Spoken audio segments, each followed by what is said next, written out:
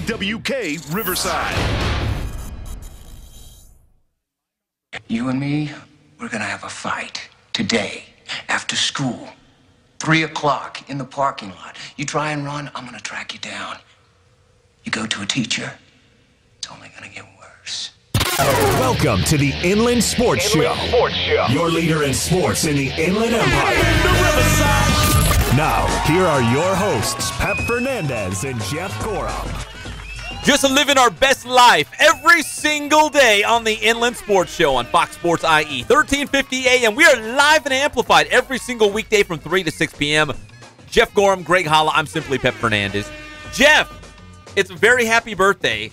Your son Luke, who just had a birthday, right? Yeah. But also Mike Trout. Mike Trout! Today is Mike Trout's birthday. My BFF. Your favorite guy. Oh, man, he's the best. Hey, how'd he play last night? Didn't play. Oh, what the heck? Yeah, still has that sore wrist. In fact, he got some cortisone shots. Last night was 5 consecutive games that Mike Trout has missed. They're hoping he's going to come back on Friday when they take on the Oakland A's, but he will not be in the lineup tonight. Have you ever had a cortisone shot? Birthday? No. You never have? No, I think I did. I think I had one for my ankle. You know, I'm going to say this. This is probably horrible, but about every 6 months I go to my doctor and he sets me up with a shot in my knee, and it keeps me like pain-free. It's a wonderful, wonderful, wonderful thing. Also, prayers go out to Corey Seager.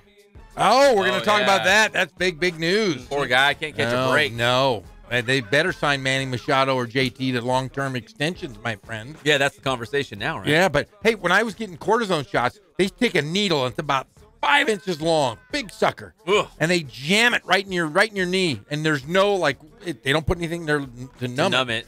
And then they push it in there, and you feel it squirting in your knee. It's a weird ass feeling. Oh, it's strange. I love it. And then when they pull it out, it usually squirts out a little bit. Yeah, every time, about every 6 months. But it is a miracle drug. You feel like a brand new man when you leave the place, or is it like the next day or two? No, it's usually by the time I'm walking out to the car, I can start to feel it kick in. Really? Oh, it's wonderful. Yeah, there's nothing better. I want cortisone on every. If I could lay in a giant tub of cortisone, a vat of cortisone, I would do it because my body is really, really bad. Mike Trout got some. And hopefully his great. wrist is going to feel better. He will not be playing against Detroit tonight, but he has missed 5 games. They're targeting Friday against the Oakland A's, but it is his birthday. It's his 27th birthday, and he wears number 27. Oh, yeah. It's a very special birthday. So everyone out there, wish Mike Trout a very happy birthday. Certainly the Halos could use it. Don't they call him Kingfish 27 or something? Isn't that his nickname? Sure, because he's a trout. He is a trout. He's a kingfish. They also had Tim Salmon, which is that always boggles my mind. How do the Angels get 2 guys named Mike Trout and Tim Salmon? Which one's a better fish, a trout or a salmon? Do you know? I mean, you eat? Well, no, not to eat, but to fish. You're the fisherman that was fishing. Well, the salmon get huge. They do? Trout are pretty small. Oh, how do you know? Have you ever caught a salmon? Yes, and it was. You want the whole story? Yeah, I want the whole story. So it's the dog days of summer. Of course we want the whole story. So me and my buddies were on the mighty Sacramento River. I saw that river. It's dirty. No, it's not dirty. Yeah, it was filthy. What river are you looking at? It was the river you and I crossed over. It's the creek behind your house. No. I saw that river. You and I were there together. Oh, that was in Sacramento. Yeah. This is high up by the mountains. Okay, so it's probably a little cleaner. Oh, very clean. Okay, go ahead. You can drink out of it. Go ahead. Okay, so we're fishing. And my buddies love to fish. I mean, they're expert fishermen. I'm just kind of the guy that's like, yeah, I'll go fishing with you guys. Pop in, throw my rod, my rod and reel, toss out my line. I catch this huge salmon, and it's jumping out of the river. So I reel it in. I caught it on its tail. It didn't go in its mouth. And, when salmon get old, they start breaking down. Like, they start disintegrating. Have you seen, like, an old salmon? I've never seen a new salmon. We're going to Google it. Like, new salmon are beautiful. Great coloring. This one looked like it was a half zombie. So did you keep it? We landed it, but then we threw it back in because basically it was just swimming to die. Like, it was on the verge of dying. It was like going to... But it was huge. So it was going to go play for the Clippers? Is that what you're going to say? Bingo! You nailed it. Oh. Welcome to the Inland Sports Show on Fox Sports IE 1350 AM, brought to you by Spoiled. Quick quality oil change. You can spoil yourself and your car every 3,000 or 5,000 miles. Get that oil change. And you guys know right where it's at, off of Alessandro Boulevard, right there off the 215 freeway. We only go to one place. It's called Spoiled. Quick, quality oil change. All right, so we touched on it. Corey Seager. Man. Oh, Corey Seager. So he's already out for the season. We already knew that.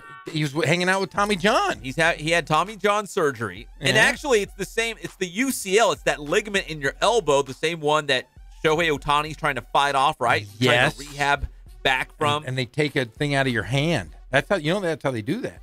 For Tommy John? They take a tendon out of your hand that your hand doesn't use. Did you know that, Pat? I don't think so. Yeah, that's what they use. And I think like 98% of the population has this tendon, but there is 2% that does not. So sometimes they have to use a cadaver if you don't have that. So hopefully you have that if you're a Corey Seager. And if not, you got somebody else's tendon. Then maybe you go to Ted Williams, or maybe you go to don't say Walt Disney. No, Cy Young. I'd go to Cy Young right away. He was the good one. He was the best, very best. So Corey Seager's already missing the entire season with Tommy John surgery. Now, wind of this, he's also having hip surgery today. What? He's like Bo Jackson. The poor guy cannot catch a break. So it makes me think, okay, did they bring in Manny Machado not only for this season, and we've talked about it, maybe he's a long-term solution that maybe they will re-sign him this offseason, Manny Machado. Maybe the Dodgers knew there was a hip injury involved as well. I mean, because he's having surgery today. It's not like this morning he woke up and they said, whoa, his hip looks bad. We better get him into surgery. I'm sure this is something they have been monitoring. I say them, the Dodgers doctors, the front office, something they've been monitoring for a while. And finally, it's gotten to the point where let's just do surgery. So now he had Tommy John, and now he's having hip surgery today. Corey Seager, man. What is up? He's like a German Shepherd. He has hip dysplasia. Yeah, he needs glucosamine. Hey, are they going to fix that hole in this swing? Oh, that was bad. Was that too soon? Because remember, hitter. No, not in the playoffs last year. He had that big hole. Remember, he couldn't hit anything. He was the first pitch guy. Boom, they threw him a fastball every single time. Done. Poor guy. He's got a hole in his swing. Got a hole in his hip. Now he needs glucosamine. All kinds of things are happening right now. Chondroitin and glucosamine. Oh, yeah. I'm surprised you knew that. Yeah, that's pretty good. So Corey Seager, hip surgery today, still coming off the Tommy John. He's done for the year. So now I don't know what this means going into next season. Maybe that's something we got to ask Jim Clover about. But this is pretty significant here for the Dodgers now. So Manny Machado re-signing with the Dodgers in the offseason looks more and more realistic at this point, because who knows when Corey Seager is going to bounce back. And, is he going to be the same guy? No. We don't know. There's a lot of question marks now. Going to be bionic. Bo Jackson. Maybe he'll be better. Maybe. Remember that movie Rookie of the Year? Oh, yeah. They tightened up his tendon. And his throwing elbow. He was throwing BB shots. Yeah. Man, he'd be great. What was his name? Henry Roland Gardner? Yeah. Remember? Struck out Barry Bonds. Yeah, struck out old Barry. Hey, they're retiring Barry's number up in the Bay Area this weekend. They are in San Francisco? Saturday. Saturday? Yeah, and they're playing. Guess who they're playing? The Mets. No, the Pirates. The Pirates. They're playing the Pirates. Oh, his former team. Yeah, so they're going to retire his number this weekend up in the Bay Area. But it's going to be a really big number. A lot bigger than it was when he started. It's going to be huge. that number's got on steroids. No. Yeah, it's going to be a big number. Who do you think was the better player on the Pirates? Barry Bonds or Bobby Bonilla? Willie Stargell, Dave Parker. See, Jeff's older than us, Greg. Yeah. So. Dave No, I'm Parker. saying between those two, though. Bobby Bonilla? Yeah. No, you got to go. Bonilla was pretty good. Yeah, but no, there's nobody better than Barry. Barry was the best player of all during time. the Pirates. When they were on the Barry Pirates, had not the great Giants. years in San Francisco. Well, he had a small head when he was playing for the Pirates. He was really skinny. Yeah, skinny with a tiny do yourself a favor. Google search Barry Bonds on the Pirates. He was a stick. Yeah. Bobby Bonilla was always kind of a big dude. Yeah. Bobby Bo, yeah, but no, He had some good years. Yeah, you still got to go with Barry Bonds. Bobby Bo, man. Hey, you know what Barry Bonds looks like now? A lollipop. Because, he's a professional biker. You know that. Remember? Cyclist. Remember Leon Culpepper? Oh, yeah. Leon Culpepper. Barry Bonds. Barry's riding his bike around the town of San Francisco. And he's much smaller than he used to be, but his head is still very, very large. Yes. I would have to say Barry Bonds was the better of Bobby Bonilla. I might have to go Bobby Bo. Nope, Willie Stargell. I'm going to look up the stats when we get into the We'll break. do that. But, yeah, my favorite Pirate, Willie Stargell. Dodgers taking on Oakland tonight. And Best team in baseball right now. coming off that rare off night for the Dodgers on Monday. Back in action tonight against Oakland. Arizona did beat Philadelphia last night. It took 14 innings, but they won 3-2. So now, right now, in this moment, Arizona leads the Dodgers by a half game for the lead in the National League West. I think they need to push the panic button and just cancel the whole rest of the season. Just chip it in, right? Honestly, I'm not comfortable with this Dodger team right now. I'm just not. And I do like the Dodgers, even though I'm an Angel fan. I'm still not feeling good like I was last year, going into, thinking World Series bound. Because right now the A's are playing like the Dodgers were last year. But you know what? But look how the Dodgers ended up. They did make it to the World Series. They pushed it to a Game 7, but they didn't win it all. Wouldn't you rather be like backs against the wall? The Dodgers had to fight and scrap to get to the playoffs, and they just turn it on. No. Last year, everything was great. They had like a historic 50-game run. They were the best team in baseball. They get to the World Series, and then all of a sudden they run to the Houston Astros. Oh, it was a fantastic year for the Dodgers. I like that underdog, backs against the wall, barely sneak into the playoffs. And those guys are going to be fighters, man, when it gets to the postseason. They better win the West, or it's going to be that one-game wild card game. Could be. Could be. That's a real thing. And it could happen because of Dave Roberts when they played the Phillies. Remember, I called that. Yeah. If that's the case, I want his head. I want Dave Roberts' head. And I want to put, whose head I want to put on it? Mike Scioscia. Nope. No. Oh, that would be a good one. Derry Adcock, California Baptist University. Move him in, put him down with CBU. I'm happy. Coach Adcock a promotion here. I just did. He's the skipper of the next skipper of the Dodgers. He better be, for gosh sakes. Dave Roberts better win, for gosh sakes. Get out. Johnny Baseball couldn't do it. Dave Roberts can't do it. Gary Adcock will do it. He did get him to the World Series last year. I mean, come on. Hey, World Series isn't good enough, man. This is Dodger baseball. It's owned by Magic Johnson and his conglomerate of big names. Rich guys, you better win. Win or go home. 1988 was the last time they won it all. Yikes. That's a long time. That's a really long time. Let's shift to the NFL now as we continue our Inland Sports headlines here on Fox Sports IE 1350 AM. So the Rams are playing the Baltimore Ravens on Thursday night, right? In a preseason game, their first preseason game of the year. They're having joint practices. Like the two teams are together. They did it yesterday. They're going to do it again today. We're going to talk about this in our show, but that means Aqib Talib and Michael Crabtree are going head-to-head in practice every single day. They're buddies. Last couple days. They're pals. They hate each other. I know, but ripping chains off each other's neck and throwing punches. No, there's love. Oh, yeah. Did you hear them? They're punching each other right now. Hey, you know what you call these? You know what you call those scrimmages? A friendly. Yeah, exactly. I was just going to go there. They're playing. My soccer guy. They're going with friendlies every couple days here, and then they have their big preseason matchup. It's vanilla defense. They're going to work on their offense a little bit for about 2 minutes, and then the rest of the ding-dongs are going to play. So watch the first quarter, and you'll be okay. Yeah, and I don't even know if Jared Goff's going to play in this game. There's a chance that even the premier frontline starters for the Rams might not even see any action against Baltimore. But we'll see. But they are doing these joint practices. It happened yesterday. It happened again today without incident so far. Well, how did Aaron Donald practice? You know what? Probably pretty good wherever he's at. He's still holding out. Today's the day. So he was supposed to show up by today to be an unrestricted free agent.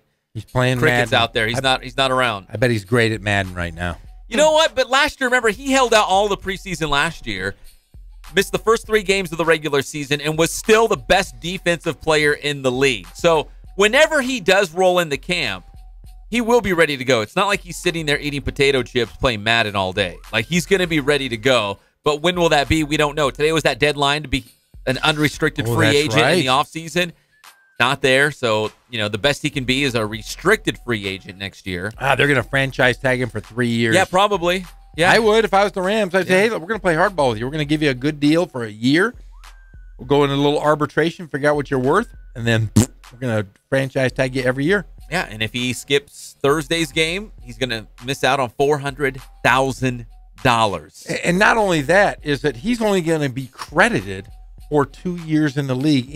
Is this his 4th year right now? Fifth year. He's going into his 5th season. So he will only get credited for 2 years towards retirement. That's tough for a guy right now. Talk about this NFL retirement. You want guys to be able to survive longer than their playing days. Yeah, so now it almost feels like he's hurting himself and he's going to be losing money because the Rams they're in control in this situation. They're behind the steering wheel. They're driving this. And they're hurting the team. You know what? Hey, there's no I in team. Right. But there is me. That's it. M-E. Is that what you always say? Yeah, hey, there's no I in team. That's the guys who go, hey, Jeff, stop shooting the ball, man. There's no I in team. I said, but you could spell me. There's a me. And give me the ball because I'm wide open. And then I'd say, shut up and give me the ball. There you go. I still like your Go Rams story. Like the Ramona Go Rams. They Almost They left off the H. They left off the H. You could go into Ramona High School's gym, and right above the scoreboard it says Gore Rams. They just left out the H. They screwed up. But the H would be the Gorhams. Yeah, the Gorhams. The Ramona Gorhams. It'd be awesome. Hey, look, the Gorhams. It'd be awesome. Gorhams win by 10. And finally, this is kind of coincidental. So we had our dear friend John Maxwell, who's now with the Las Vegas Aces of the WNBA, called the show yesterday live from Atlanta. That's where they're at. Hot Atlanta. Yeah, because they made headlines because they were in an airport like 24 hours and they missed their game at the Washington Mystics. Yeah, you know why? They're mystical. Well, today it came out, an official ruling by the WNBA that Las Vegas has to forfeit that game. No! They could not find any resolution that would work because the schedule is very tight. There's not a lot of wiggle room in this schedule. Oh, no. And the season's coming to an end. They just had to say, hey, you know what, Las Vegas, you're going to take the L. That's a tough one, especially if they're trying to make the playoffs. They are. They're fighting for that last playoff spot at this point. And will they dock them game checks? I don't know. That could be a tough one right there on those young ladies. You get paid per game. Yeah, from the W. I doubt it. They tried. They got there. They got there, right? They got to Washington. They just didn't play the game because it was 3 hours to spare. 3 hours to spare. And they said, no, we can't do it. And now it's an actual forfeit. So it's a forfeit for the Las Vegas Aces. And a big shout out again to our good friend John Maxwell, formerly of UC Riverside, now with the Aces, giving us a shout out. And he wrote a very nice press release. John Maxwell's a very well. He's a wordsmith. Oh, he's very good. He's a cunning linguist. Is that what you call it? He is. He is. The Inland Sports Show is proudly brought to you by Kin Sporting Goods. More than 40 years in the Inland Empire. They're our neighbor, and they love providing you with all of your sporting gear needs. So if you need a Letterman's jacket, and I know you do because you're a big-time athlete and you walk around very proud of all your accomplishments, you need a Letterman's jacket, Kin Sporting Goods can hook it up. If you need a uniform for the entire team, they can do that too. Embroidery, screen printing. And one time at band camp? Band members too. Yeah. Everybody goes to Kin Sporting Goods. You got to buy those big hats that look like Q-tips. Which ones? You know, the band guys. They always walk around with those big Q-tips on their head. You call it? Yeah, they look like Q-tips. Were you ever in band? No. Come on, man. I'm cool. Come on, man. So was you do the big Q-tip on your head? My son's in the band. Ask me if he's cool. Is your son cool? Nope. Connor? Not at all. No? Nope, not at all. KinSportingGoods.com. We love you, Kin Sporting Goods. Go check them out for yourself off the 15 freeway in Norco. If you need a baseball bat, cleats, helmet, maybe some receiving gloves, maybe you're a big-time receiver getting ready to have a big year in high school football. You're like, man, I need some new gloves. That week 0 game's coming up. I got to look good when I roll out of the tunnel for the first time. Awesome. Stick them. That's what they need. Stick them in No, gloves. that's illegal. No, it's not. I used to play with it. When I played flag football, I could catch a football with 2 fingers. And guess where I got my stick 'em? Again? Of course I did.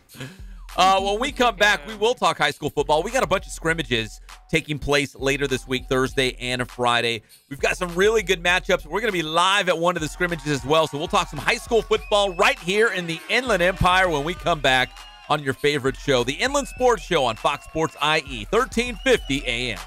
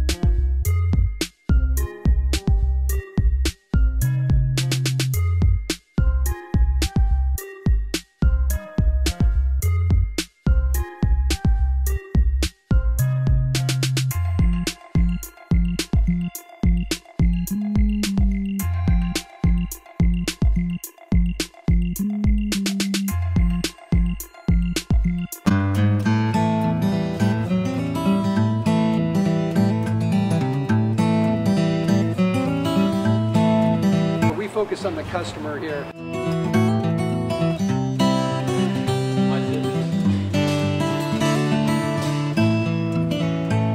Believe it or not, that is the biggest thing for customers on an oil change. They just want a convenience of coming in, driving in, getting it done, and driving out.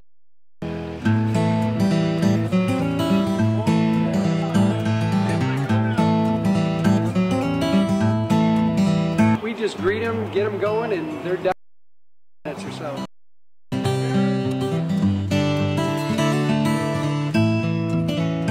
We don't push any sales on them. We do the oil change, and I think that's what sets us apart is our customer service. Vacuumed and cleaned your windshield for you as well. Everything's looking pretty good. You come into us one time, believe me, we'll spoil you and you'll be ready to come back the next time.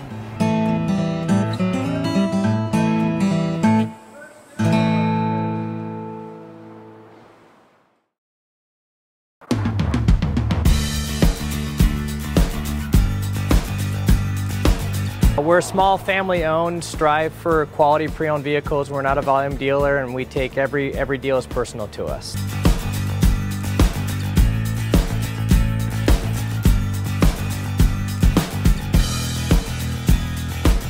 We're a low-stress environment. We're not a pressure sales house. If you want to shop us, you're more than welcome to shop us. We have, like I said, great rates, competitive financing, a lot of one-owner, clean Carfax, clean title vehicles. As you see, we have Carfax everywhere. That's most important to us, to educate our customers before they make a purchase.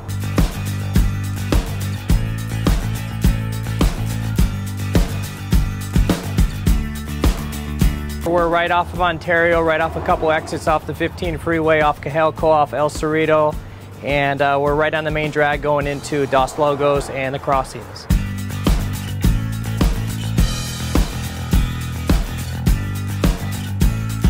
We have great financing, we have great lenders that we're using. We do buy, sell, trade, cash for your car. Whatever we need to do to help accommodate the customer, that's what we're here for.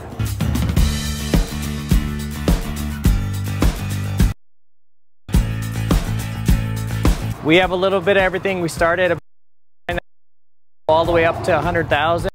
Escalades, we have commuters, we have pickup trucks, we have Jeeps, sport utilities, and if we don't have it, our specialty is finding you exactly what you're looking for.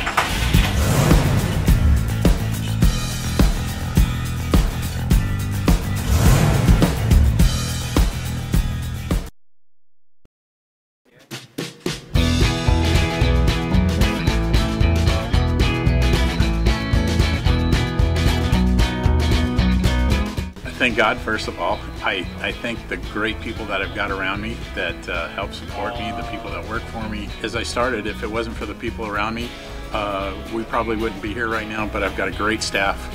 I've got great people that do stuff for us outside the store, and we've been very, very fortunate.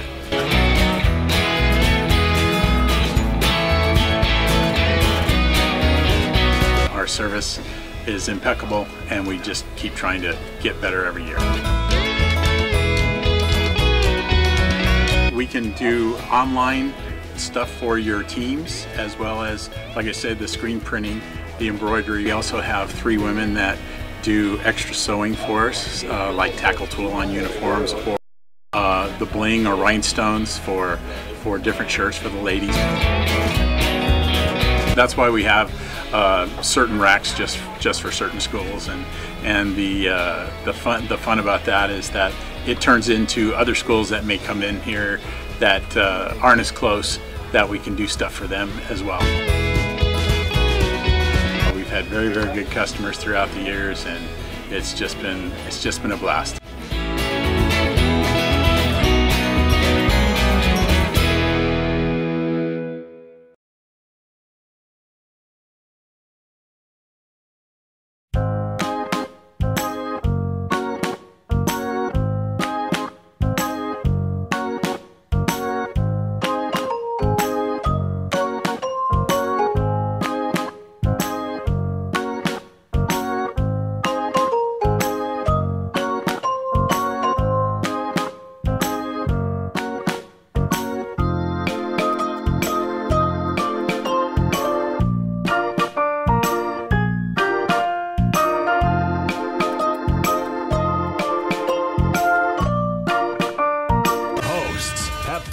Fernandez and Jeff Cora. Now, here's a little story I got to tell about three bad brothers you know so well. It started way back in history with that rap. Welcome back to the Inland Sports Show on Fox Sports IE 1350 AM. We're proudly brought to you by our good friends at Boost Performance Training in Corona. I know we're going into the football season. We got volleyball. We got soccer players at CBU and UCR. Water polo. You need to train in season. You need to train out of season. You need to train all the live long day, 365. Because if you're not, someone out there is grinding. Because everyone says they're out there grinding. Oh, man, I'm working so hard. But you know what? Some people just post pictures on social media. If you want real work, you go check out Boost Performance Training. You could be the best on your team. Whether it's lacrosse, soccer, football, baseball, explosive, dynamic, and you can train in season. They're going to keep your body right. That's Boost Performance Training, boosttrainingsystems.com. Follow them on Instagram and Twitter. All right, Jeff, before we get to high school football, what's so pressing that you were like, I got to tell you something? This is we're going to go into the Boost Training Systems corner right here. Okay. And I was thinking to myself, you know, I've been kind of hard on the Kardashians. You have? I have. I've been hard on them. I probably shouldn't say anything bad about them anymore. Okay. But can I talk about their stepmom or their mom or their dad? Bruce Jenner. Caitlyn Jenner. No. This is a good story. I think I know. Go ahead. Okay. My question is, can Caitlyn still throw a javelin, a shot put? Can she pole vault, high jump? Can she be a decathlete? Do you think she still could? Do you think she? I wonder what she throws right now, a shot. I wonder what that shot is. You know, I don't even know. Yeah, I'm telling you, man. To be honest, I haven't thought about it. I thought about it long and hard. Why? Because there's an article in the paper that Greg Hollis sent me today in Vanity Fair.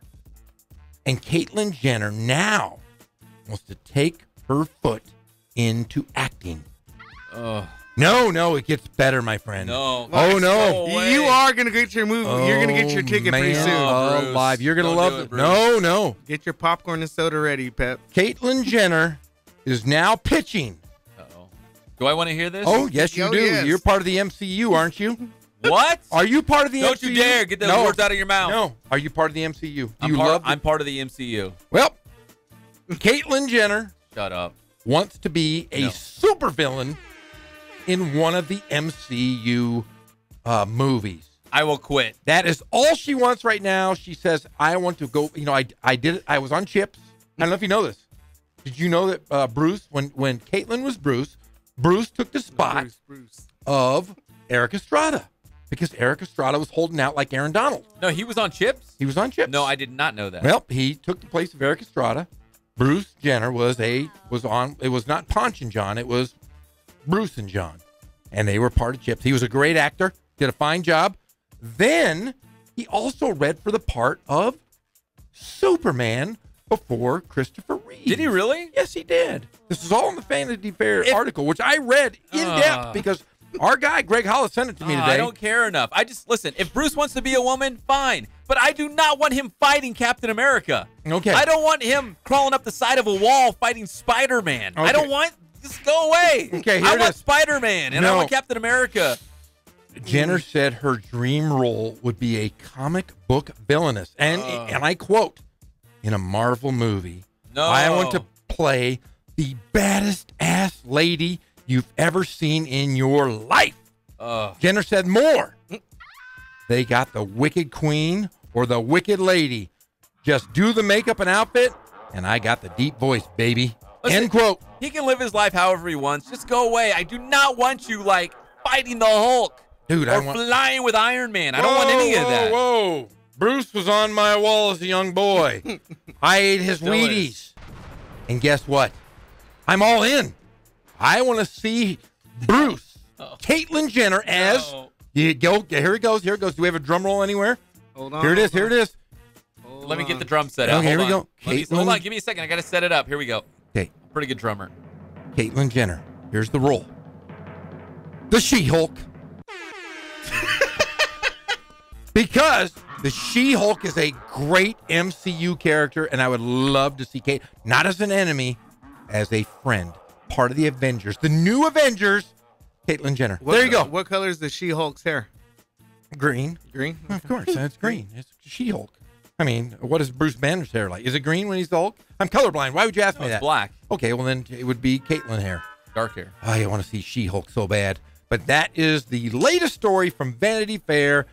Boom. There you go. Sorry. Yeah.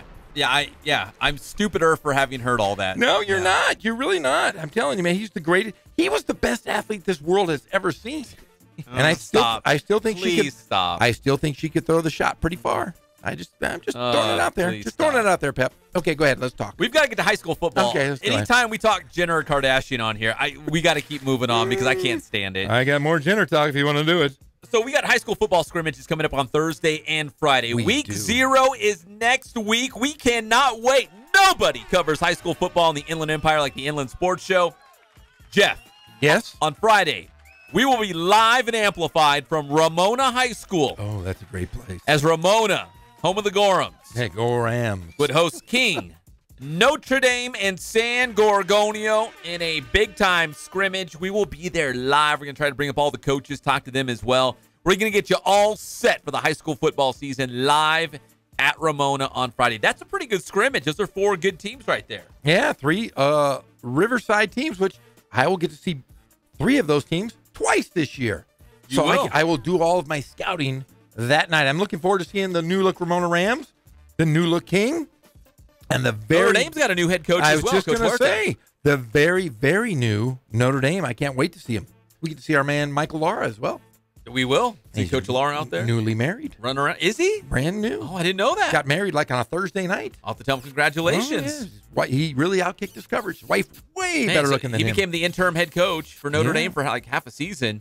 And it opened up a lot of doors. Found himself a nice lady. Now he's married to a fox. All right, good for Coach Lara. All right, good job, buddy. All right, so that's Friday. We're live at Ramona. The high school football season started off on the right foot. Ramona, King, Notre Dame, and San Gorgonio. Here's a couple other scrimmages. We put it out there on the Inland Sports Twitter account. Said, hey, hit us up. Let us know about your high school football scrimmage coming up this week.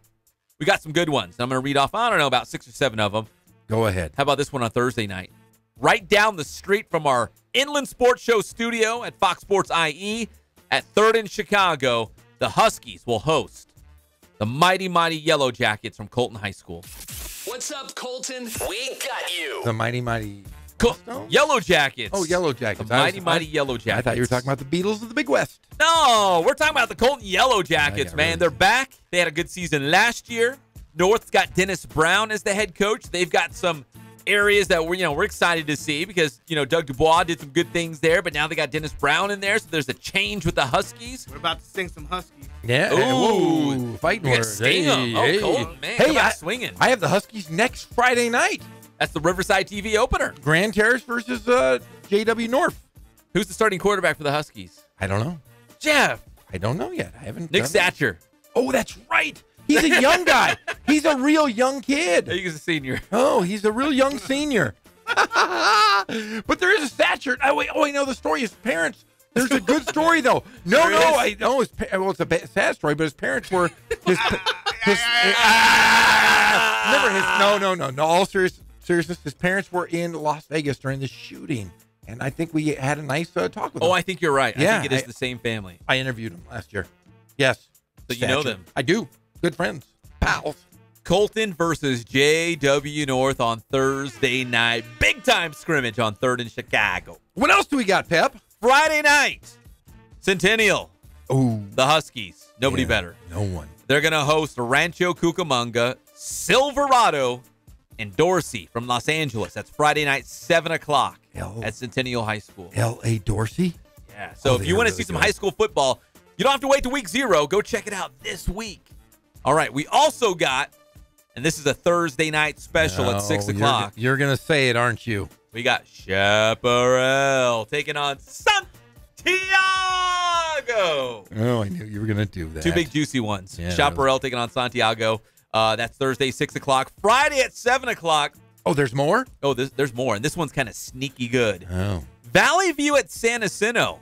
There's going to be some good football going on out there. Barlage versus Galliano. Galliano and Barlage. Battling for the world. That's two pretty good teams. Yeah, Valley very View good and San team. Antonio. That's a Yeah. good scrimmage right there. A couple other ones real quick. We got Murrieta Valley taking on our guy Murrieta. Alex Pierce and Los Osos. Hey. The Bears, the Grizzlies. Who plays at Marietta Valley? Would it be Hank Bachmeyer? Tough guy. I thought about his dad. His dad's good looking. He is good And looking. when you said Hank Bachmeyer, you don't think about the quarterback. You think about his. Oh, I told you, I finally- walked down the hallway Who's to walk that him agent? out, and I'm like, yeah, is it agent? Like, who's the movie star? All tan, hair slicked back, like Pat Riley, fancy suit on. But when I was driving up north last week, going up the I-5, You saw saw a sign that said Lemoore. That's where his dad's from. He is? Yeah, Lemoore. Lemoore? So I was like, hey, the Is that French? Bachmeyers. That's where I was born. Is that French? Lemoore. Lemoore. It's Lemoore. That's Lemoore. just Lemoore. Also, thanks for hitting us up on Twitter for these. Oak Hills against Quartz Hill. Chino Hills taking on Lucerna. So anywhere where you live, there's going to be a high school football scrimmage right around the corner from you. And again, we will be live and amplified from Ramona High School on Friday for a big-time scrimmage. We'll get you all set for the following week, which is week 0. Woo! Football season is here. I'm fired up about it. Jeff's fired up. We've got the IMG Sports Weekly Live coming back. We got Jeff on Riverside TV every single week. Good Lord. And we got this little show that we call the Inland Sports Show. Hey, we're going to work like 30 hours a day. Every day. On like high at least school 30 football. hours per day. Man, it's going to be rough. Do the math. Yeah. All right, when we come back, Greg Holla tells me the Raiders are already throwing punches. What? But the good news is it's not against their own teammates. Oh, okay. Against the other guys. Ooh. So the Raiders are throwing punches. The Rams are on their best behavior. And Aaron Donald is still not around. He's not. Well, he is, but he's not in camp. We'll talk about the greatness of the silver and black when we come back on your favorite show, the Inland Sports Show on Fox Sports IE, 1350 AM.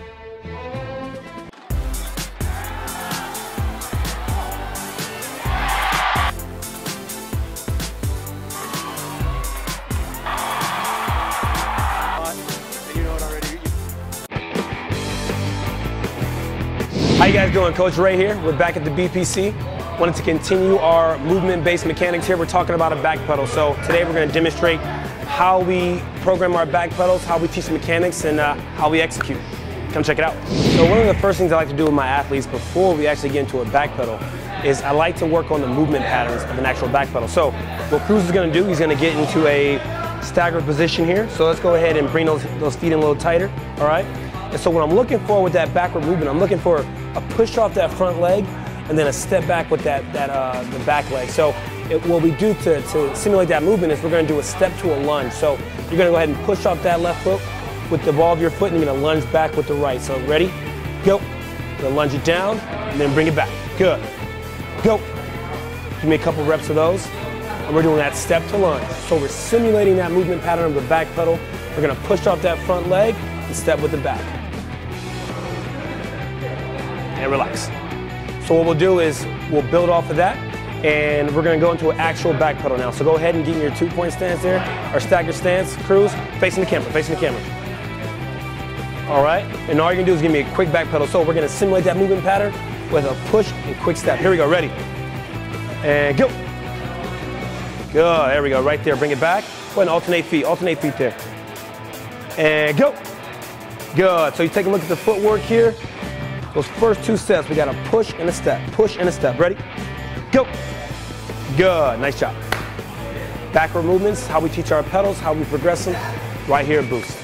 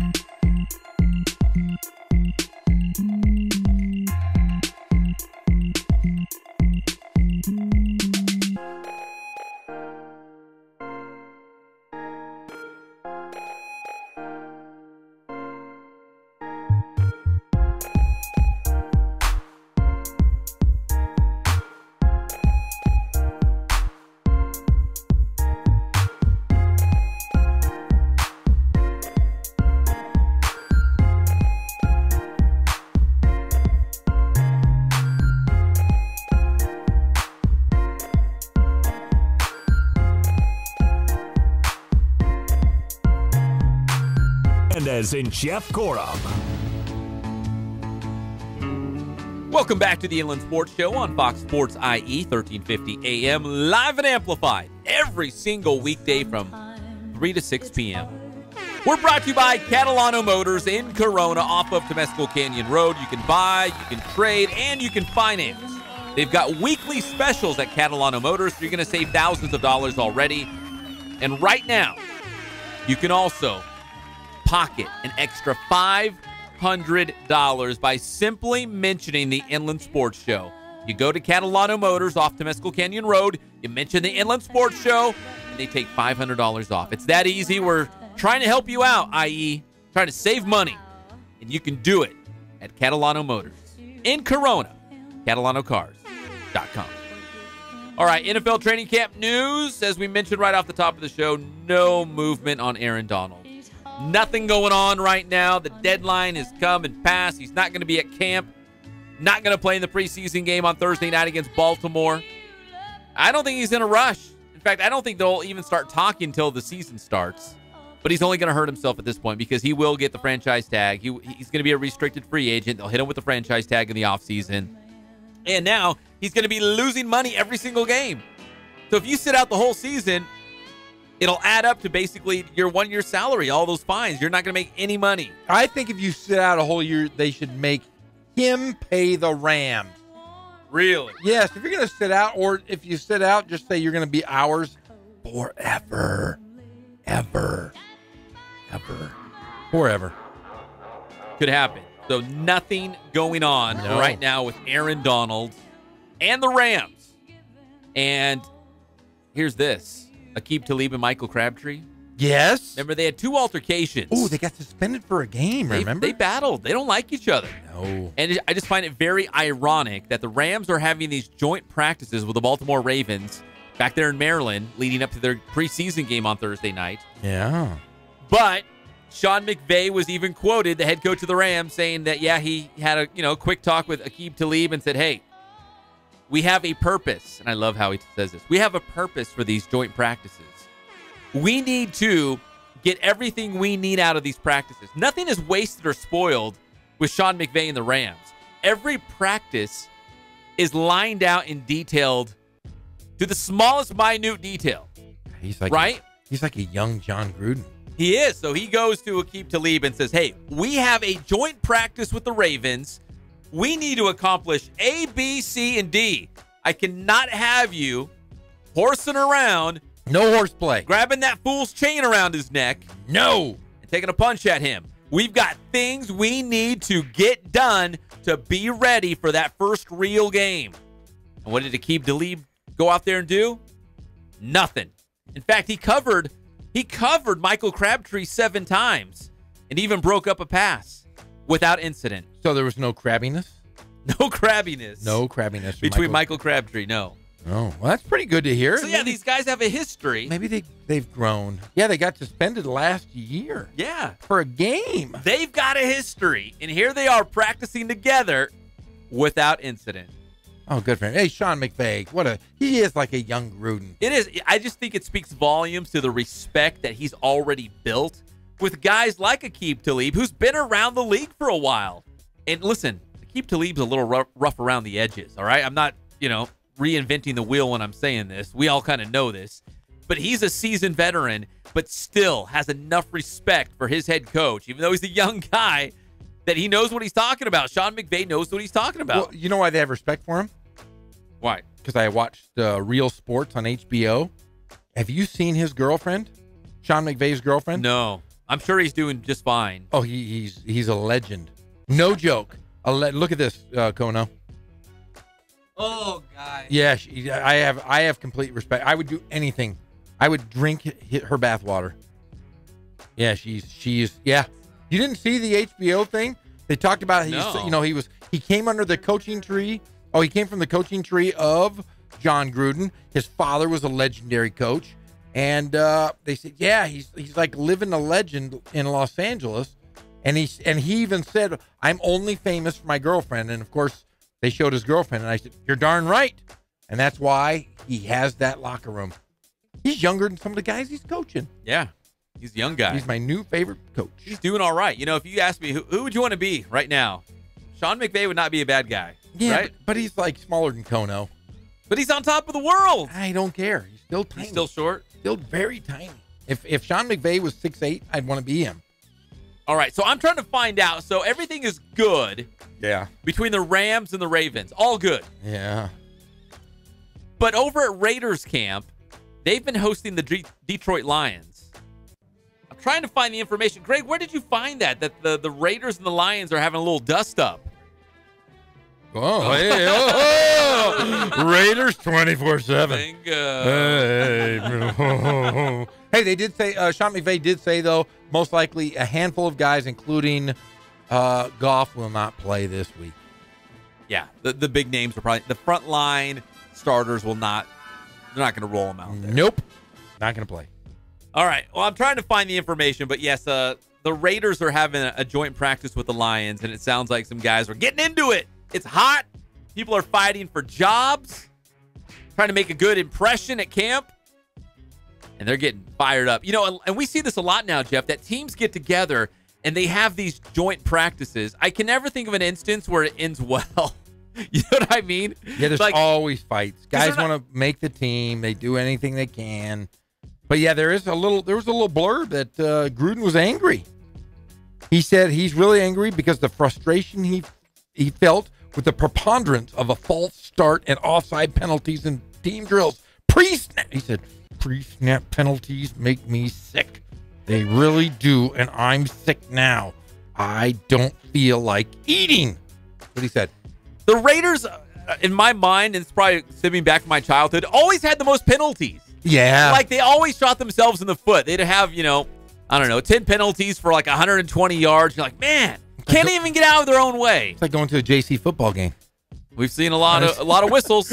Yes, we have. And we've seen some high school football games. It's like you run a play, flag. You run a play, flag. You run a play, flag. Like, it gets old real fast. And for an NFL team, there's not a lot of margin of error because you're playing really good athletes, really good teams every single week. You got to cut down on the errors. Simply jumping off sides, like, that's not going to cut it. And if John Gruden wants to tighten that ship, this is when you do it. You do it here in training camp. You do it as we go through the preseason. And they are having a joint practice right now with the Detroit Lions, who they're going to play. Hey, one other good note here. Your guy, Derek Carr, guess how many interceptions he's thrown in 11 days? In 11 days? Yeah. None. Day 11. Zero interceptions. He's that good. Yeah. He's back. But they're playing against the Raiders defense. The Raiders. That's Sharice Wright out there running around, the pride of Colton High School with his stinger out, flying around. That's right. Yeah, but no, zero interceptions. He's good. He's going to be really good. Darn good. I'm excited for Derek Carr. Wow. All right, when we come back here on the Inland Sports Show, we're going to bail out early because we got, and this is a real treat for everyone. Don't tell anyone. Is it a mystery guest? Oh, no, I'm so excited. I've waited all day for this. I went to school today. I was thinking about this guy all night last night. I lost sleep over this guy. If you love local volleyball, I'm talking high school volleyball. Love it more than anything. We've got some big-time programs here in the Inland Empire. If you love Cal State San Bernardino volleyball, who made it to the Elite Eight last year, if you love CBU or UCR, you don't want to miss this. Do you think he has butterflies? Derryl? Because he's going to be on the best show in the world. I would. I'm going to ask him a lot of... I'm nervous right now. I'm nervous because Daryl's nervous. I'm going to ask him probing questions. I'm going to be hands-on with him. I'm going to. What are you going to ask him? You just wait and see. You fire off any volleyball question you want, and Derryl will be ready because nobody knows volleyball like Derryl Trujillo. He better know it because he's on the show next.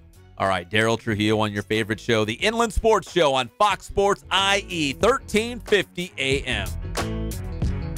One thing, I have this friend, and...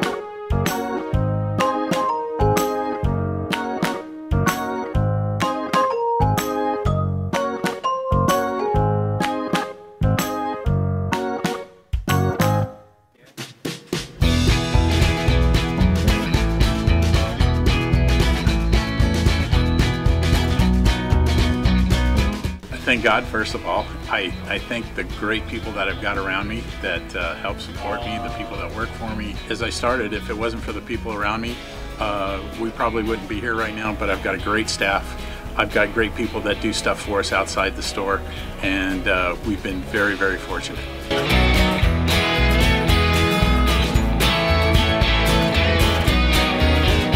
Our service is impeccable, and we just keep trying to get better every year. We can do online stuff for your teams, as well as, like I said, the screen printing, the embroidery. We also have 3 women that do extra sewing for us, like tackle tool on uniforms, or the bling or rhinestones for different shirts for the ladies. That's why we have certain racks just for certain schools, and the fun about that is that it turns into other schools that may come in here that aren't as close, that we can do stuff for them as well. We've had very, very good customers throughout the years, and it's just been a blast.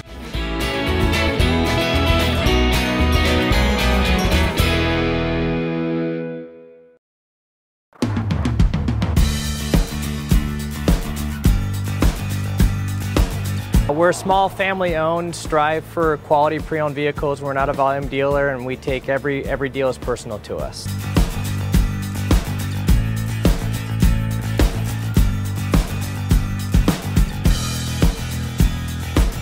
We're a low-stress environment. We're not a pressure sales house. If you want to shop us, you're more than welcome to shop us. We have, like I said, great rates, competitive financing, a lot of one-owner, clean Carfax, clean title vehicles. As you see, we have Carfax everywhere. That's most important to us, to educate our customers before they make a purchase.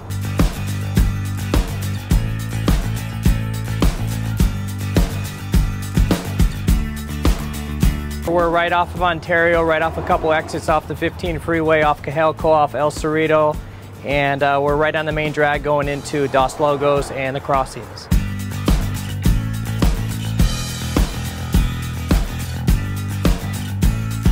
We have great financing, we have great lenders that we're using. We do buy, sell, trade, cash for your car. Whatever we need to do to help accommodate the customer, that's what we're here for.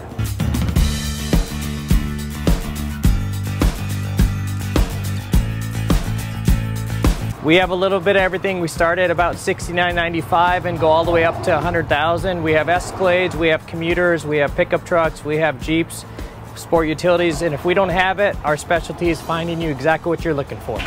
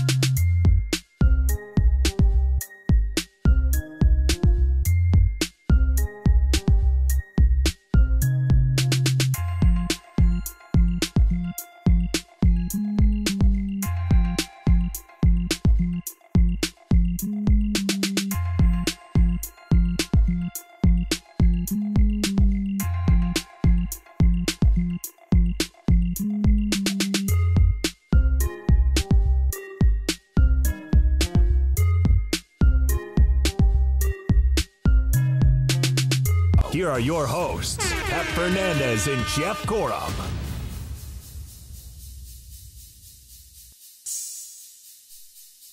Welcome back to the Inland Sports Show on Fox Sports IE, 1350 AM. We are live and amplified every single day from 3 to 6 p.m. Your favorite show is brought to you by Spoiled. Quick quality oil change. You can spoil yourself and your car every single time you get your oil changed at Spoiled. Every 3,000 or 5,000 miles, you guys know how it goes. Keep your car going strong out there around the IE. I got cords falling all over the place. It's a battle. Every single day is a battle. It's hard being me, Jeff. It is. I tell you, it's hard being me. It's hard when pulling weeds, rowing in my front living room, eating gluten-free every day of my life. You know what's even harder is when I go to the bars and I tell everybody I'm Pep Fernandez. No, you don't. Oh, I tell everybody that. They're like, "You're Pep Fernandez?" They're like, he's a lot more good-looking. No, they say, "Man, you're a lot taller and handsome." No, they don't say that. And I didn't know you had blue eyes, and God, they're steel blue. Almost perfect. Yeah, that's what they say to me. But it is tough being you. It is tough. Yeah. If there's one other guy I could be, it would be our next guest. Oh, mine too. On the Spoiled. Quick quality oil change, celebrity hotline. Nobody knows volleyball like our guy, Derryl Trujillo. Derryl, what's cracking today? How are you? Not too much, gents. Doing pretty good. Just getting ready for opening weekend.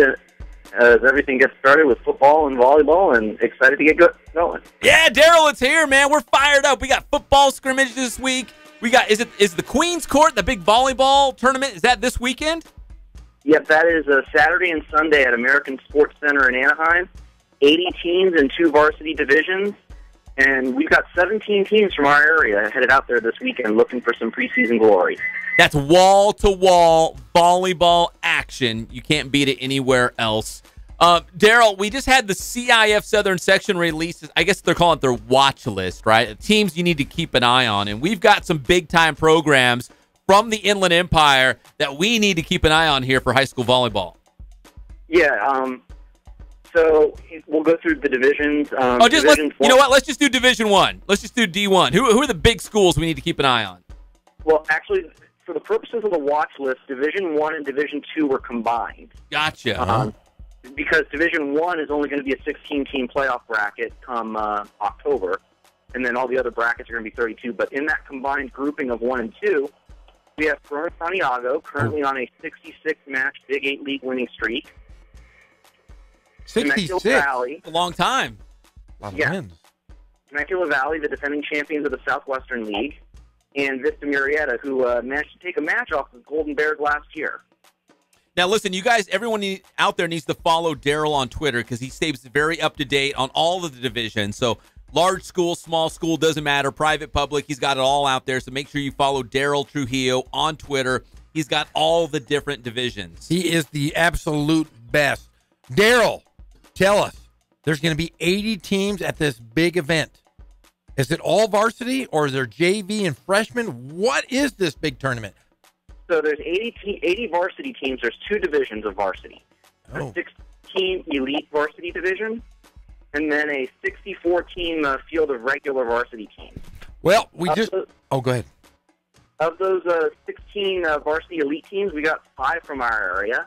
We've got Hemet, Corona Santiago, Murrieta Mesa, Chaparral, and Citrus Valley are in that elite varsity division. Well, let's talk about who are some of the heavy hitters out there. Who are some of these names that we're going to have to look at and say, wow, they're going to be great at the next level and great to, possibly win a CIF championship? Who's our best outside hitter in the area right now?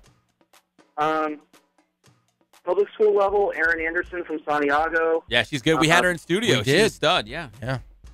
She had a great postseason last year, 4 kills per set. Signed with BYU, which was her dream school. I had the opportunity to do a preseason interview with her about a month ago. It's on our channel. You want to go back and find that one. All right, best libero. Best libero returning, probably. That's tough. Selena Balderas from Ontario Christian, 13 digs a match last season. There's just liberos stocked all over this area, and I really didn't get a chance to see a whole lot of summer volleyball, so I'm just going off of what I remember from last year. Well, the good news, the season is just starting, and stars are going to be popping up all over the place for high school volleyball. But, Derryl, let me ask you real quick, too, about Cal State San Bernardino volleyball. I mean, man, they had a great run. We saw them at the West Regional here at Cal Baptist University. They went on to the Elite Eight in Florida. That was a pretty special year. Can the Coyotes do something again like that? Oh, absolutely. Despite losing her stud hitter, Laura Nicholson, the Coyotes are still loaded for bear. Haley Jackson is back. They'll start out with a real tough schedule in about 2 weeks. They're going to be headed up to the Great Northwest for 3 days, ending that stretch with a match against Central Washington, who was in the regional. And then Azusa Pacific hosts the West Region Showcase, and they're going to have some West Region rematches from last year. Western Washington, a rematch from the final, Azusa Pacific, and then Northwest Nazarene. All teams from the regional field at Cal Baptist are in that West Region Showcase at Azusa Pacific. And, of course, Cal Baptist, obviously no longer in Division II. They are now at the Division I level beginning this season as a WAC member, although not postseason eligible. But, Derryl, when you're not in volleyball and officiating and reporting, you're a Trekkie. What do you think of this new Star Trek series coming out? Yes, Patrick Stewart. Are you fired up to have? I'm curious to see what this looks like. Some of the Facebook groups I follow are thinking it's going to be like Picard as Commandant of Starfleet Academy. Others think that it'll be him still in command of another version of the Enterprise. Yeah. Now, the other day I was playing golf with my dear friend Sydney Michaels. Do you know her? Oh, yeah. I played against her in high school. Kicked our butts. Yeah. I was out playing with her the other day. We were talking a lot of Star Trek, and she said, I know Derryl Trujillo. It was fun playing against her. I enjoyed it, even though she cleaned our clock. Oh, yeah. Hey, you know what the good thing about it is? She's a looker. She is really, really good looking. Oh, yeah. Probably why she beat us so bad. You can concentrate. That's why she beat Derryl. Hey, she beat my wife and I, Smetty Smedberg. I shot normally I shoot in the 80s. No, you don't. Oh, yeah. I shot like a 120 when I played against her. That's right. But my wife, though, was neck and neck with her. Really? Almost took her down. We played over at the Paradise Knolls down here in Riverside. Yeah, big game. So, Derryl, what else do you do in your free time? Because you are our dear friend of the show. We want to know more about Derryl Trujillo. Do you have a nickname? Is there a nickname that we can call you? When you call in, we want to say, that's our guy. Like D-Money or something like that. Our correspondent. Give us your nickname, because I know you were the captain of your golf team at Woodcrest Christian, and I know some of your teammates had a name for you. Give us that nickname. No, not really. Come on. I was a simple, easy captain. Didn't have a nickname. Well, can you at least come up with something? We have to give you a moniker. No, he can't come up with his own. If he doesn't have one, you have to come up with one for him, Jeff. I came up with mine. I'm the Big Jeezy. You came up with your own nickname? I come up with all my nicknames. That's not how nicknames work, though. It's not? No. Oh. Well, you're Pep. That's it. Someone else gave it. I didn't pop out of the womb and say, I'm Pep. Derryl, we're going to work on a nickname for you. Yes. Because I'll tell you what, you are a true favorite of the show. Anytime that people come into our studio, they always say, who's this Derryl guy who is always writing for you guys? That's Derryl Trujillo. That is the best statistician. He knows everything about women's basketball. In fact, I've been studying golf. I've been studying you. I know your bucket list. Would you like to name your bucket list for us? I know it. If you want me to say it, I'll tell you. One of your goals, you want to go to the Final Four. Yeah. Women's basketball championships. Yeah. The Daytona 500. Oh, that's right. And he's a NASCAR guy. He likes motorsports. You love country music. Yeah. Let's see what else do you love, Derryl? I pretty much anything. I mean, I enjoy my women's college softball, my Philadelphia Phillies, and my Eagles. And all right, what's your favorite food? Lasagna. Favorite dinosaur? I knew that. Say it again. Favorite dinosaur? Favorite dinosaur. Don't really have one. Come on, everybody has a favorite dinosaur. What's yours, Pep? Oh, it's the pterodactyl. Not me. Yeah, thank you, Greg Holland. Brontosaur, baby. Brontosaurus? Yeah, I like Brontosaurus because I like to just walk really slow, graze, look down at people, laugh at them. Yeah. Come on, Derryl, give us something to work with. So, guys, I got some matches to watch for you for the first couple of weeks of the season, too, on the high school side. All right, we're going to we can do that, too. We'll skip the what's your favorite dinosaur. What are the big matches, Derryl, that we need to watch for high school volleyball coming up in the IE? All right, we'll start. So Monday is the official start of regular season competition. And in the first week, we already got some matchups to drool over. Santiago is at Murrieta Valley next Thursday at 5:30. That's a good one. Let's see. On the 21st, you've got Redlands East Valley at Valley View at 4:30. Ukaipa comes down to Menifee on the 5th and visits Paloma Valley at 4:30. That's Ukaipa. I think is going to be good again. Hold on, I got to interrupt. Hold that thought. What? Favorite Kool-Aid flavor. And then, let's see, you've got some small schools taking a shot at their larger public school counterpart. Ontario Christian hosts Roosevelt on the 21st. Ambassador League's good for volleyball, man. They were 4 semifinalists last year in Division 6. Yeah, and they'll have probably 3 or 4 again in Division 5, although we got Hemet in that division now, too. Okay.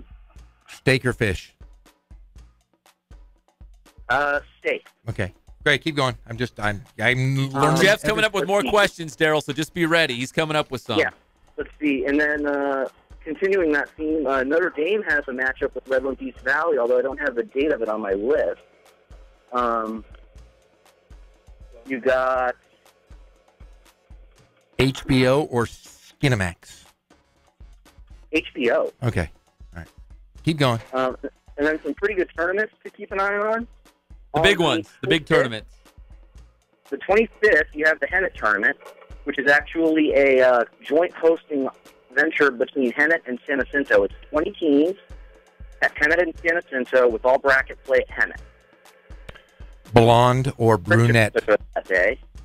And then on the 1st of September, you have a small school tournament. Cal Lutherans dive into the season tournament. And then on 10/6 is the Redlands East Valley tournament.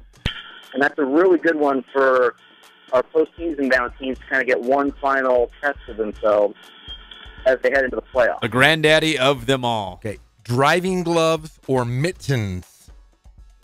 Driving gloves. Go ahead.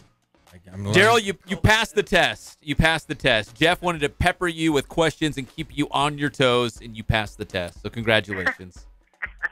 Rubber band or safety clip? Rubber band. Chocolate or vanilla? Vanilla on that one. Pam Anderson or Carmen Electra? No opinion. Oh, he bailed out. I go both of them. Derryl, it's always great talking to you. We're up against it. We got to get to the break. We always appreciate it, and keep up that great volleyball coverage. In fact, make sure you follow Derryl Trujillo on Twitter. He'll keep you up to date on the very latest on the Inland Empire. I know there's other volleyball reporters out there, but they can't even shake a stick at Derryl Trujillo. Make sure that you check out the Inland Sports webpage. He is the most in-depth writer that we have on staff. And Derryl, we got football season coming up. We're expecting big things from you, my man. All right, you guys. Looking forward to it. Yeah, Daryl's going to be on duty come week 0 for high school football, which is next Friday, and we're fired up about it. Thanks, Derryl. It's good talking to you. Have a good one, fellas. I heart you. I heart you. Okay. There he goes. I know that he likes rubber bands. We learned a lot about Derryl Trujillo. I tried my best to get the most out of him because I'll tell you what, he's like a closed book. Yeah. He's very tough. He's hard to figure out. He's like a tough nut. He's like a walnut. He is. He's like gotta really get it cracking. He's like a walnut. He's a legend, though. And every gym I've gone to in Riverside, they go, "Hey, doesn't Derryl write for you guys?" I said, "He is the best." Sure does. Because he's the best. He is the very best. But everybody says he is the best statistician in the history of the game of basketball. I remember when Cal Baptist hit me up and said, "Hey, we need someone to keep stats." And I'm like, "I know a guy. He's the best." Same thing at UC Riverside. Boom. Hands down, the best stat guy in the business, and we do love him, and he's a great sport. Yes. Yes. Follow him on Twitter. That's Derryl Trujillo, covering volleyball, golf, And now he's going to be covering high school football for us here on the Yes, Sports he is. Show as well. And we're fired up about football season. It's going to hit us like a ton of bricks at the later this week when we go live at Ramona, but especially next week as we go into week 0. We embark on a brand new high school football season right here in the Inland Empire. When we come back on the Inland Sports Show, NBA basketball is returning to Seattle. What? Yes. Expansion? But it's not what you think. Oh.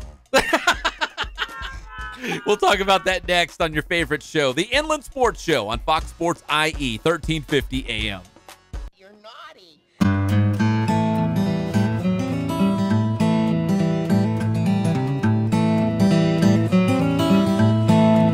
We focus on the customer here.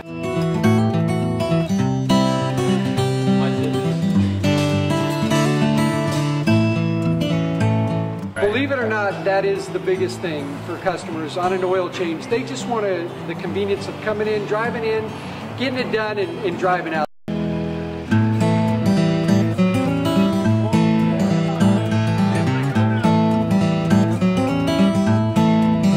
We just greet them, get them going, and they're done in about 10 minutes or so.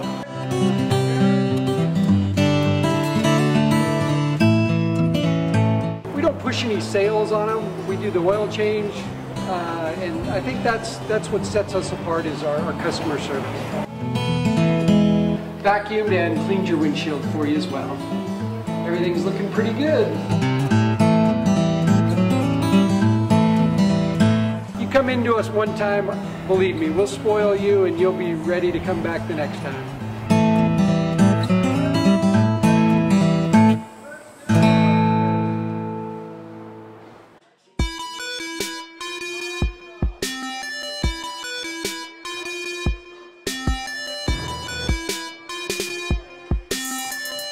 I played once upon a time at Centennial High School. I was actually on the first ever CIF championship team back in 2000, and then my senior year we won it again.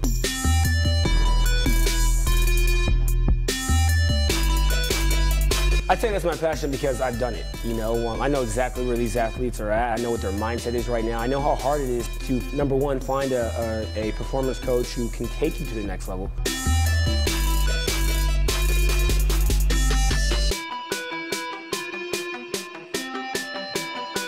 What sets us apart has to be, you know, how we work with our athletes and what we know.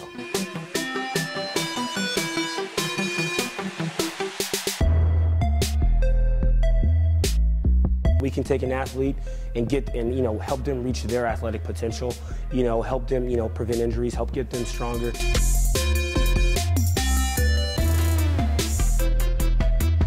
I know every single athlete who steps into this gym. I know exactly where they're at, and I'm going to progress them every week. If you're not getting results, then, you know, really what's it about? We're going to deliver something that's measurable, you know, in terms of speed, power, you know, strength, agility.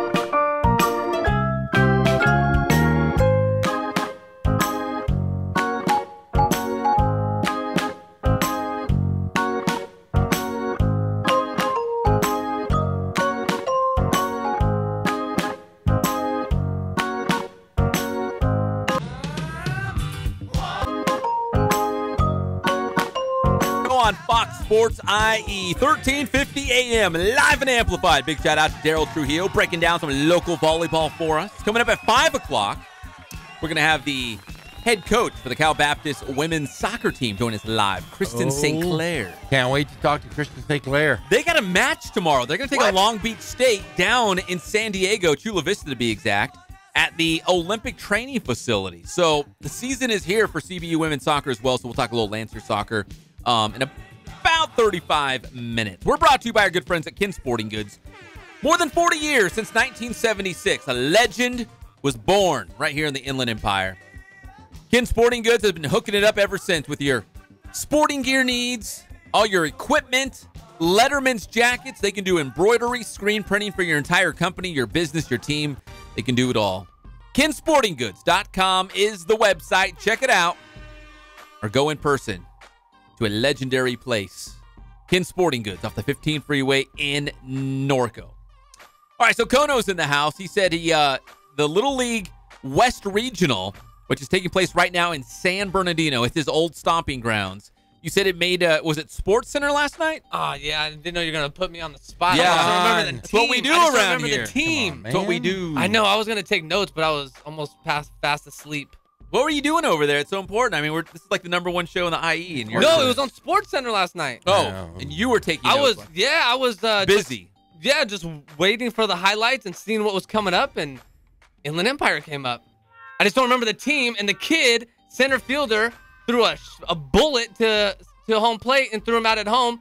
No hop. It was great. So it was like the top 10? Yeah. One of the top 10 plays? It was viral. I saw it on Instagram and Really? Facebook. Yep.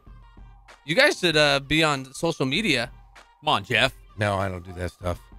He's going to find it. But you know what? Seriously, like guys like Cody Bellinger, like there's been some big stars that have played on these Little League All-Star teams that have gone through San Bernardino.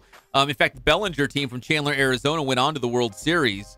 So you never know. That kid who was on Sports Center hosing the guy at the plate. I'll find it. Might be a Major League Baseball star one day. You got to think, with all that talent here in San Bernardino, there's got to be an all-star in the group. There's got to be a major leaguer. There's got to be a professional player too in all those teams. There's got to be at least a couple of them. But I'm even watching some of these games on ESPN too, and they're like 6'2", and they're 12. They're monsters. They're not. Are you envious? Kind of. I mean, a little bit. You remember that guy that played for, he's a pitcher, remember? Daniel Almonte? Daniel Almonte. He was 37 years old when he was playing in that Little League World Series. He was really like 16, wasn't he? Yeah. And these kids are supposed to be 12? Yeah. Crazy. Yeah, he was old. Where was he from? Was he from the Puerto DR? Rico? Cuba? Puerto Rico, Cuba. One of those. Yeah, no, I think he's right. It might be Cuba. No, that was that other little kid that came over on the raft. You guys are thinking of who? Remember that little kid that was? Yeah. Elian Gonzalez. You're thinking of Elian Yeah. Gonzalez, not Daniel Almonte. It's the same thing, though, sort of. No, it's really not because he couldn't throw heat. He You couldn't throw got the a point. high stinky cheddar. Okay. Yeah, so High stinky stuff. No, that guy, all he could do is float over on a little raft. That's it? Yeah, but he became the pride of Cuba. Cuba. Yes.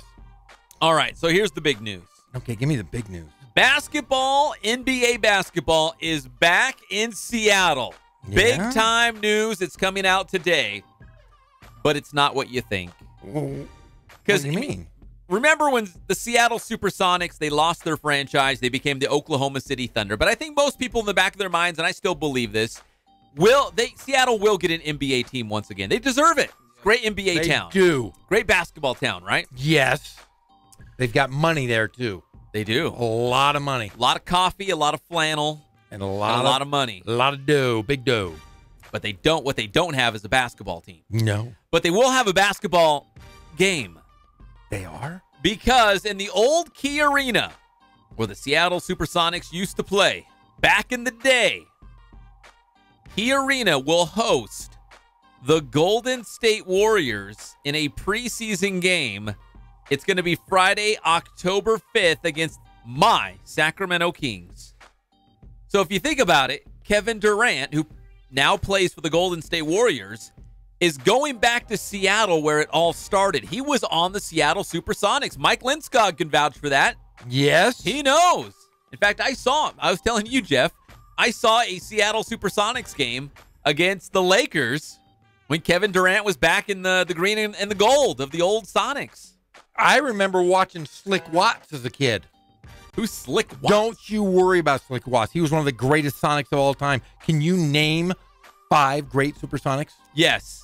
Give them to me. Gary Payton. Okay, that's the glove. That's an easy one. Detlef Schrempf. Oh, yeah, he was pretty good. Nate McMillan. Okay.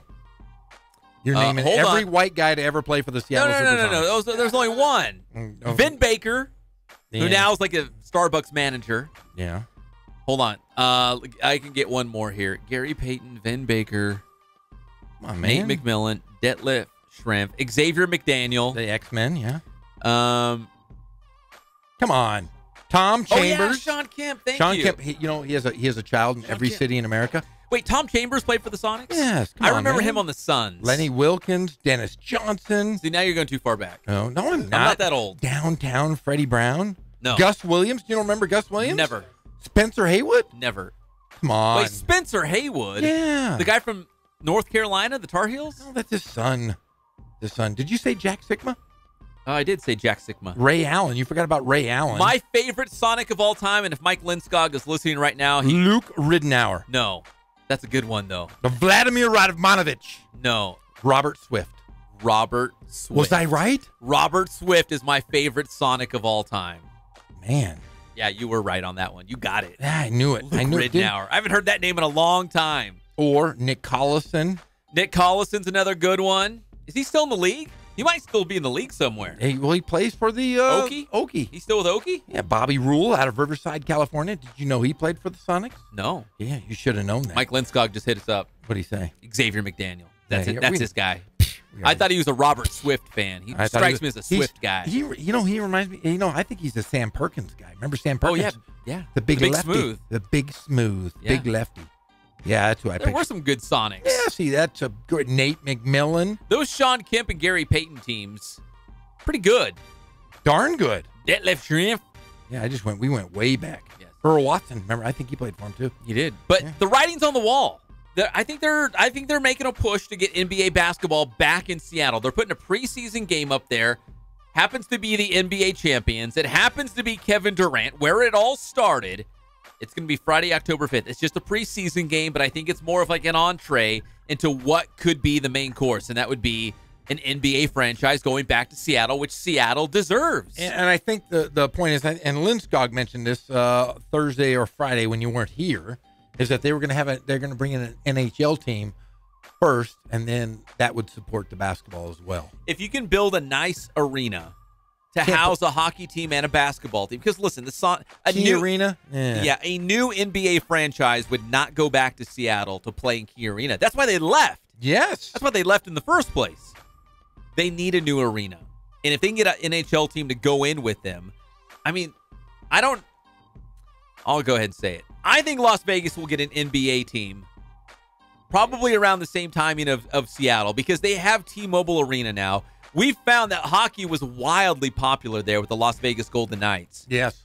I think, even though it hasn't been tested yet, I think basketball would work in Las Vegas as well. So if the NBA came to a crossroads and they said, okay, we're going to expand by one team, I think it'd be really tough, because I think it would be between Seattle and Las Vegas. I think that's where the split might be. And right now, Seattle doesn't have a great arena. Key Arena's not gonna, make the cut. But Las Vegas is built for now. And they have several arenas. It's not just they have the new one. They've got the MGM has a place. They've got the Orleans has an arena. There's a lot of places in Vegas they could house a basketball team right away. I was kind of sad to see Seattle leave. And if you remember right, Seattle tried to get the Sacramento Kings. Remember that? I do. There was talk that they were going to try to get that franchise out of Sacramento and take them up to Seattle. But, we know Kings fans, the heart of a champion. They fought it off. Now, but Seattle deserves their own team. Wasn't there talk of the Clippers moving up there as well? Because the owner is from Seattle. I think there was Ballmer. Steve Ballmer. Steve Ballmer. You know what? That's not actually a bad idea. Get him out of L.A. Can you imagine if the Clippers went to Seattle? Would you call them the Sonics? I think you would. I think you'd rebrand it. Or the Clipper Sonics? But seriously, you would get out of the shadows, right, of the Lakers. Yes. You'd be going into a market that is desperate for NBA basketball. You know it works. It wasn't because basketball didn't work and no one was going to the games. They just wanted a new arena. Yeah. basketball would work there. You would get out of the Lakers' shadows, and you would be like the hot ticket in town. It would be baseball is sport. And you got to think of this. Seattle has that tech. All the tech companies are up in Seattle. They could sell out with just corporate seating. That is literally, you look at the Seahawks, the Mariners, they sell out every game, every single game. And that's a horrible place to play baseball. It's a weird setup. It's kind of a dome. Safeco. Yeah, it's a weird situation. Same with football. But, yeah, they could support it very well because it is one of the wealthiest areas in America is that Pacific Northwest. There's a bunch of hipsters up there, but they love sports. Like, it's a great sports town. So I just found it very interesting that the Golden State Warriors with Kevin Durant would be going back to all places, Seattle, to play a NBA preseason game. Because you do see NBA teams pop up in like random cities for preseason games. Bakersfield, Fresno, San Jose, they'll play some games there. Las Vegas, Ontario, thank you, Greg, San Diego. Like, they travel a little bit, right? Yes. But when you look at the Golden State Warriors' little sphere of their market, if they were going to play a preseason game out of their own Oracle Arena, I think they do have one or two in San Jose. But you would think they would maybe go to like Fresno or Bakersfield. I know they've done Bakersfield before. Places that have the arena, they could house it. But Seattle just seems like way off the beaten path, and that they're doing this with a purpose. Like, they have a plan behind this. Yeah, and think of it. Since Seattle went to Oklahoma City, the town itself of Seattle has really, really become more affluent. Like I said, big name companies have come in. They would definitely support it. Like I said, with the high end luxury suites of the arena, they could do this in a heartbeat. I mean, it would take nothing. Economics in that area is going through the roof. And Steve Ballmer, even though he came down from Seattle, I think he'd be a great owner. I honestly, I would not be opposed for the Clippers moving up north. And it's actually not a bad idea. It kind of makes sense. I know Clippers fans down here obviously would not want to see the franchise move, but Seattle, again, desperate to get basketball back in their city. They loved the Sonics. Yeah, and think of it this way. If Memphis can support an NBA team, Memphis is not, I don't know if you've ever been to Memphis, Pep, but Nope. It is not one of the nicer cities in America, and yet they're thriving. They're selling tickets in Memphis for $250 a pop. And when LA comes to town, those tickets go up to $3,000. So if Memphis can do it, Seattle with build the new arena, bring in the hockey team, bring in the basketball team. Because now, who's playing up there at Key Arena? It's Seattle University, isn't it? Didn't you tell me? They were, but then they Well, were. when they played UC Riverside, they didn't. They right? did not. In that specific game. But don't they do play some home games? They decided this past year not to use the facility. It was all? No, it cost too much money. So when Cal Baptist plays Seattle, they're going to play in that. They're not going to play at Key Arena. They're going to play in a gym the size of John W. North High School. It's that tiny? It is that tiny, but they set it up in a way where it's got a lot of bells and whistles, but it's tiny, literally tiny. But they sell out. They've got bleachers on all sides, but it's like 4 rows up. Just a very tiny complex. Only thing I know about Seattle University is I covered one of their games a long time ago, and their star player was named Austin Powers. No. True story. Look them up. Google them. Hey, they had the best looking cheerleaders I've ever seen in my life. There was only 5 of them, but they were all dynamite. Hipsters. Dynamite. It was like watching the showgirls of the Dallas Cowboy cheerleaders in their day. Fantastic. When we come back here on your favorite show, the Inland Sports Show on Fox Sports IE, 1350 AM, the final major of the season is coming up. It's the PGA Championship. It's in St. Louis. We're going to talk about some of the groupings, some of the big groupings, including our local guys and the one that includes Tiger Woods, because it's a big-time, star-studded grouping out there for the PGA Championship. So we'll talk about a little golf when we come back on your favorite show, the Inland Sports Show, on Fox Sports IE, 1350 AM.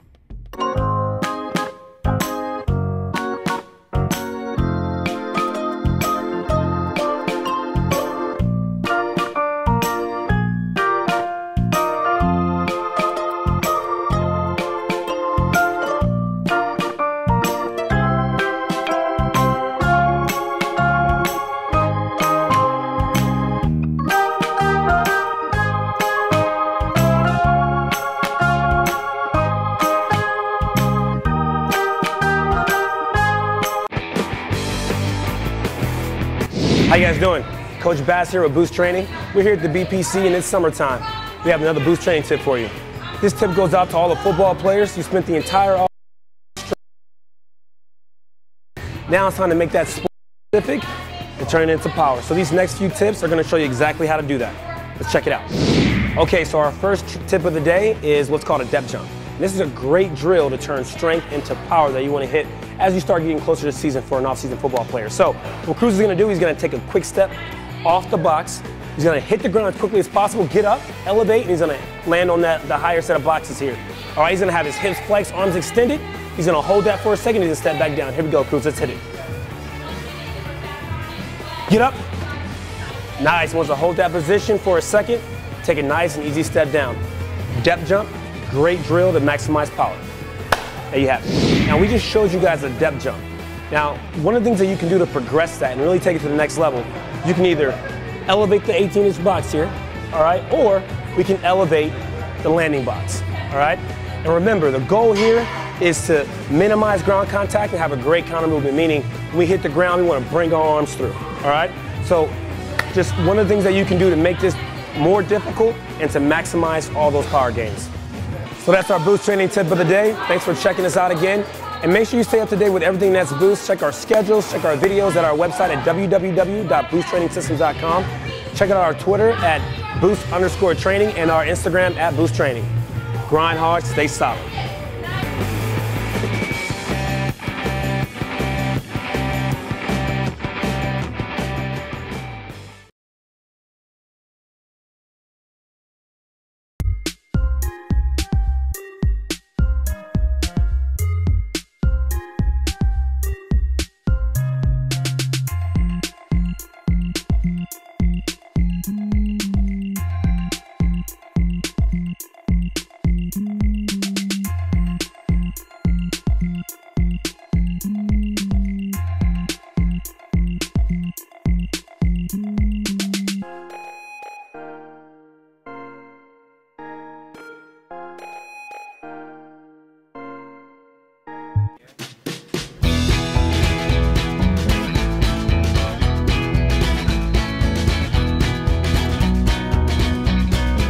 Thank God, first of all. I thank the great people that I've got around me that help support me, the people that work for me. As I started, if it wasn't for the people around me, we probably wouldn't be here right now, but I've got a great staff.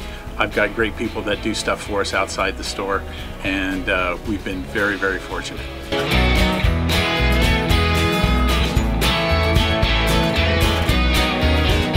Our service is impeccable, and we just keep trying to get better every year. We can do online stuff for your teams, as well as, like I said, the screen printing, the embroidery. We also have 3 women that do extra sewing for us, like tackle tool on uniforms, or the bling or rhinestones for different shirts for the ladies. That's why we have certain racks just for certain schools, and the fun about that is that it turns into other schools that may come in here that aren't as close, that we can do stuff for them as well. We've had very, very good customers throughout the years, and it's just been a blast.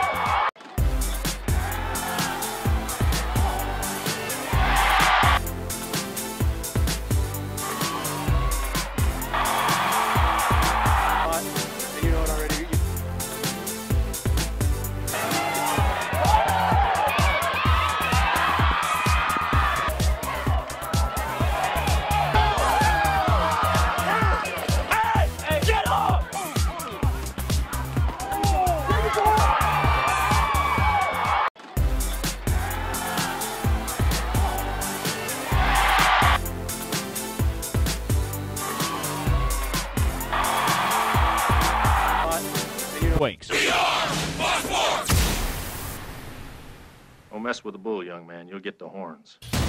We're back to the Inland Sports Show. Here are your hosts, Pep Fernandez and Jeff Gorham. Welcome back to your favorite show, the Inland Sports Show on Fox Sports IE 1350 AM. This segment proudly brought to you by Catalano Motors in Corona off of Temescal Canyon Road. Right now, when you mention the Inland Sports Show, you get $500 off, but only at Catalano Motors in Corona off of Temescal Canyon Road, CatalanoCars.com.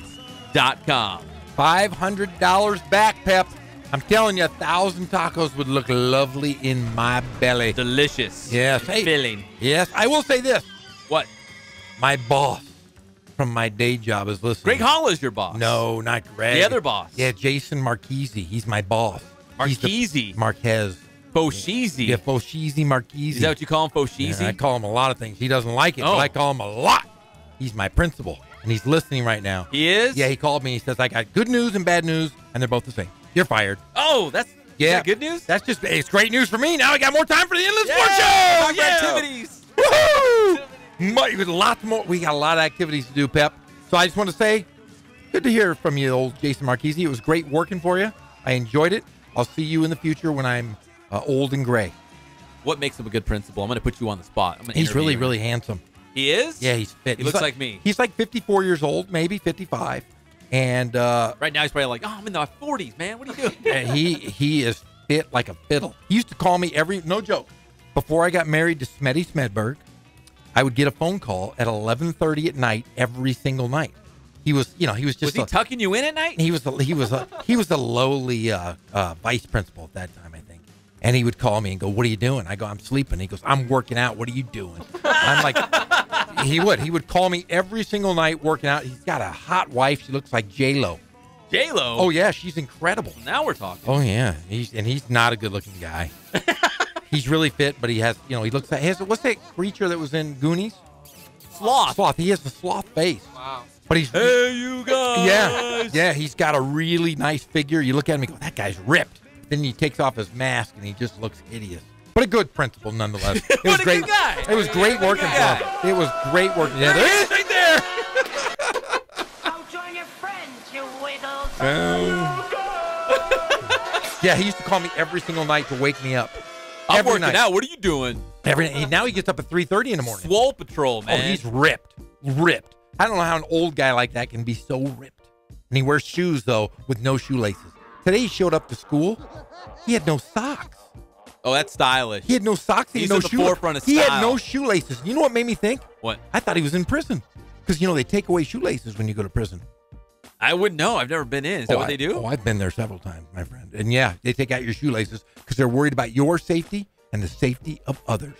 So good. Just know that Marchese. A lot of slip-on vans, a lot of checkerboard vans in prison. Yeah. Just know that when you see Marchese, just know he's dangerous. Foshese Marchese. Okay, we're done talking about him. All right, so the PGA Championship is coming up this week at the final major of the season. It's going to be in St. Louis. Here's a couple of the pairings that you might want to keep an eye on, the groupings, I should say. Tiger Woods is the big one, right? Tiger Woods, Rory McIlroy, defending champ Justin Thomas. Of all the groups, that's probably the biggest of them all. Having Tiger Woods, the defending champ, and Rory McIlroy all in the same group, that's going to be a big one on Thursday. Ricky Fowler, his group, Hideki Matsuyama, and Ian Poulter. So Ricky Fowler still looking for his first PGA, or his first major victory, I should say. And it could happen in St. Louis come this weekend. Brendan Steele, the pride of him in high school in UCR. He's paired up with Kevin Na. And Adrian Otegui. I probably butchered that. Yeah. Aaron Wise, the pride of Santiago. He's going to have Paul Casey and Zach Johnson. That's a pretty good group, too, for Aaron Wise. Hey, this is the 100th PGA Championship? The 100th. That's a big one. That's a centennial. Yeah. Yeah, 100 years. Okay, go back to the. I'm sorry, I just had to tell you 100 years. Those are the big groups. Those are the Tiger Woods group, our local guys group. They said of the 112 players, the top 112 in the entire world on this planet, 110 of them are at this major. So this could be the most competitive, toughest field of all time. But the good thing is... What's the good thing? It's a low-scoring course, Pep. Remember we had the last tournament. Guys were angry.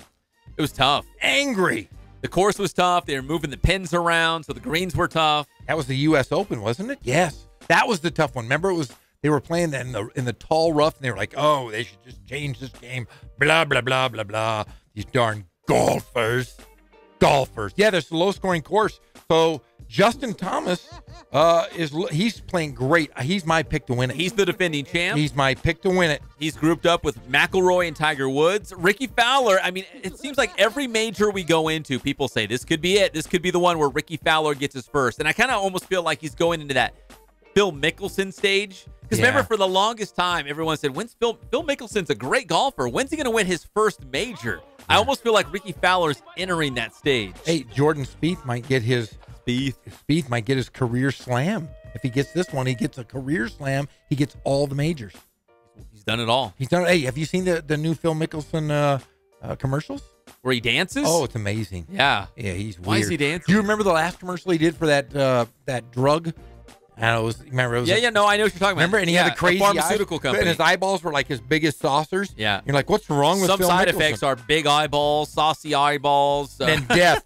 Big eyeballs and death. But yeah, Phil Mickelson. He's a weird. You know, they're playing a $10 million Skins game. He and Tiger, right? Yeah, it's going to be. Do you remember the Skins game? Yes, I was do. driving yesterday, and I was thinking about the Skins game. That was a great time. Remember, it was always on Thanksgiving. It was always, and they played at PGA West. Everybody go out there. Yeah. They'd all drink daiquiris and right down the road. They've done these made-for-TV events before. Remember the battle at Bighorn? Yeah, that was silly. Duval and Tiger Woods. Hey, where's Duval now? I don't know. He fell off fast. Yeah, he almost died. Did he? Well, just because his golf game was rotten. But no, they're going to go $10 million. It's going to be on Thanksgiving, I believe, and it's going to be in Las Vegas.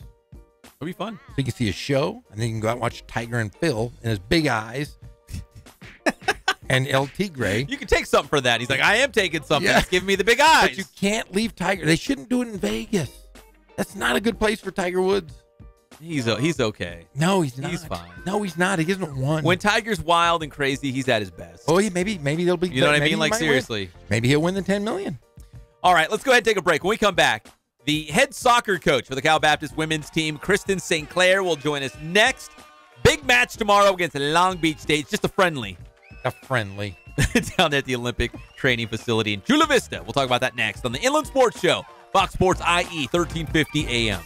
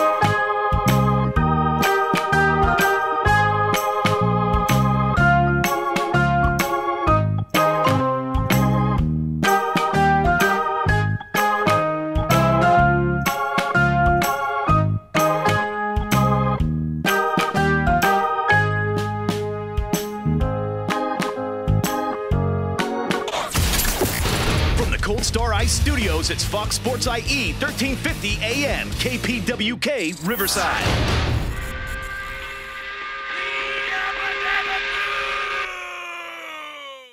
Doesn't it look like I am ready? I am always ready. I have been ready since first call. I am ready. Roll. We're back to the Inland Sports Show. Here are your hosts, Pep Fernandez and Jeff Corum.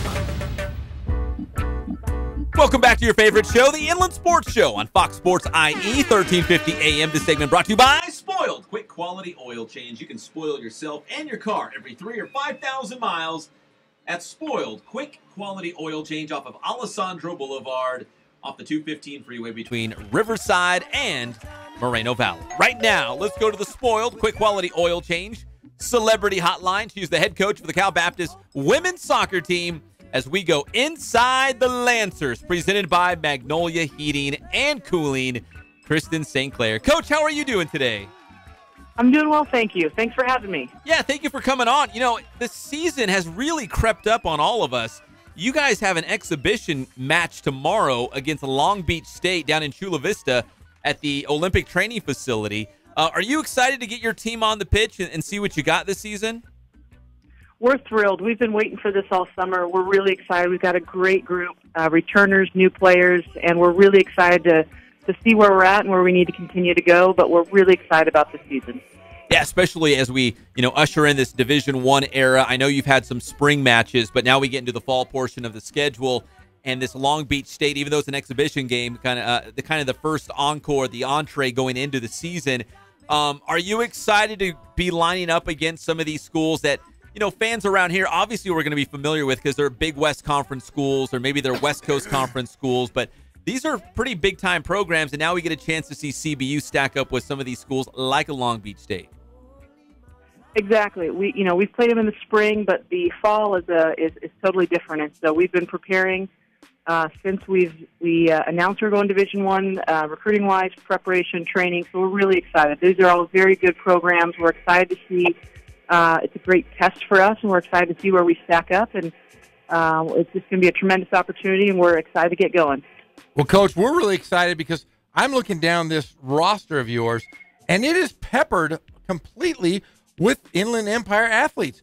Man, you guys, is the Inland Empire that strong in soccer? I mean, to compete at a Division I level that you guys have gone into right now?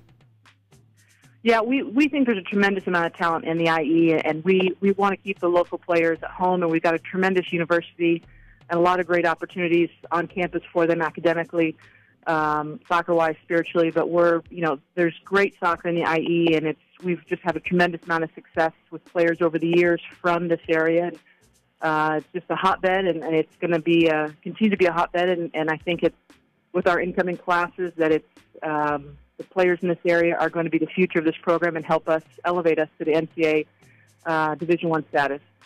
We're going inside the Lancers, presented by Magnolia Heating and Cooling with CBU women's soccer coach Kristen St. Clair. And, Coach, let's go back to this Long Beach State match, this exhibition that you're going to have tomorrow down in Chula Vista. How did this kind of come together at the Olympic Training Facility?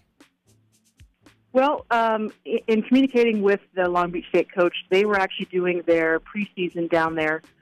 We were supposed to be playing at their place under the lights, and they had asked if we could come down, and we jumped at that chance because it's a tremendous opportunity. I mean, professional teams, national teams train there, and so it's just a tremendous opportunity for us to test ourselves against a tremendous program, but also to do it at a facility that is internationally known as one of the best in the world, and it's just going to be a fun experience for our players and a great opportunity all around. Now, Coach, before your season opener on August 17th against Loyola from Maryland, you do have another exhibition match. Obviously, people around here know UC Riverside. Have you played them in the past in exhibition matches? Because I think you have. Well, typically in the past we've only played them in the spring. Okay. But we're excited that we'll be doing the crosstown games annually. This year will be an exhibition, and then from here on out, every year it'll be a accountable game. And so, they have a great program. We're excited with our, I think we have a great program and where we're going, and it's just going to be a great crosstown rivalry, great derby, as they say in soccer. But yeah, it's just going to be a lot of fun for our student athletes because most of them have played together in club or growing up, and I think it's just a great thing for the community as well. Yeah, I know a lot of soccer fans locally here in the Inland Empire are excited about this. That even though it's an exhibition, still excited to see UCR and CBU play each other.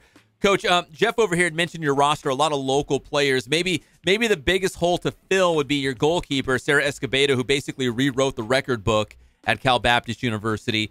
Is there a handful of goalkeepers, trying to win that starting job right now? There are, and I think that we can't replace Sarah. Sarah made a tremendous impact from the first day as a freshman, and like you said, rewrote the record books. But we've got a handful of goalkeepers here that not only from high-level club teams, but also transfers, whether it's Power 5 or other Division I schools. So we're really confident. We've got a great group. They're working hard. I think we've got a tremendous opportunity to make a statement going forward in Division I, and we're really excited with the players we have at that position right now. And in your field position players, going back to the fact that you've got a lot of gals from the Inland Empire on your squad, Desiree Felix, Norco, Jordan Dow from Chaparral High School, are those two of the players that you're going to lean on now as we go into the Division I era? Definitely. Desiree is our captain. Jordan has been a consistent scoring threat in the last few years she's been here. We look to have Jordan step up and take a larger role on the offense. And Desiree, her leadership is unparalleled. She's worked hard all summer, played in the local WPSL league. And I think with our roster that we have with a lot of the local players, that they're going to also make a pretty, a great impact across the board on the back, defending, midfield, striker line. But we're really excited. All the players that we have from the IE we expect to make an impact right away. Well, Coach, the first regular season game is at home. Your season opener against Loyola from Maryland. That's August 17th. That's a Friday night. Are you excited to take the field for the very first time as a Division I program in the regular season? Do you think that's going to be a kind of a historical game? In fact, we'll always look back and be like, hey, we'll remember that first game as a Division I program, and hopefully it comes out with a W, with a win, which would be even better. But do you think it'll be a kind of a historic night? Absolutely, and the players know that this will be the first official game for CBU in the Division I area, and they are excited to be a part of that. We're just excited to get going. The players are excited to play someone besides themselves. Yeah. But we're just thrilled to be, and we're honored to be the first CBU team to compete in an official match in the Division I era, and we're just looking forward to that. So. And Coach, that's a great point, because of all the fall sports teams at Cal Baptist, women's soccer gets it going first. How did the season start so quickly for you guys? Was it just a scheduling thing? Yeah, that's just the start date for Division I. It's just a little bit earlier. Volleyball and men's soccer start a week after us, but NCAA women's soccer does start pretty quickly, right away at the beginning of August.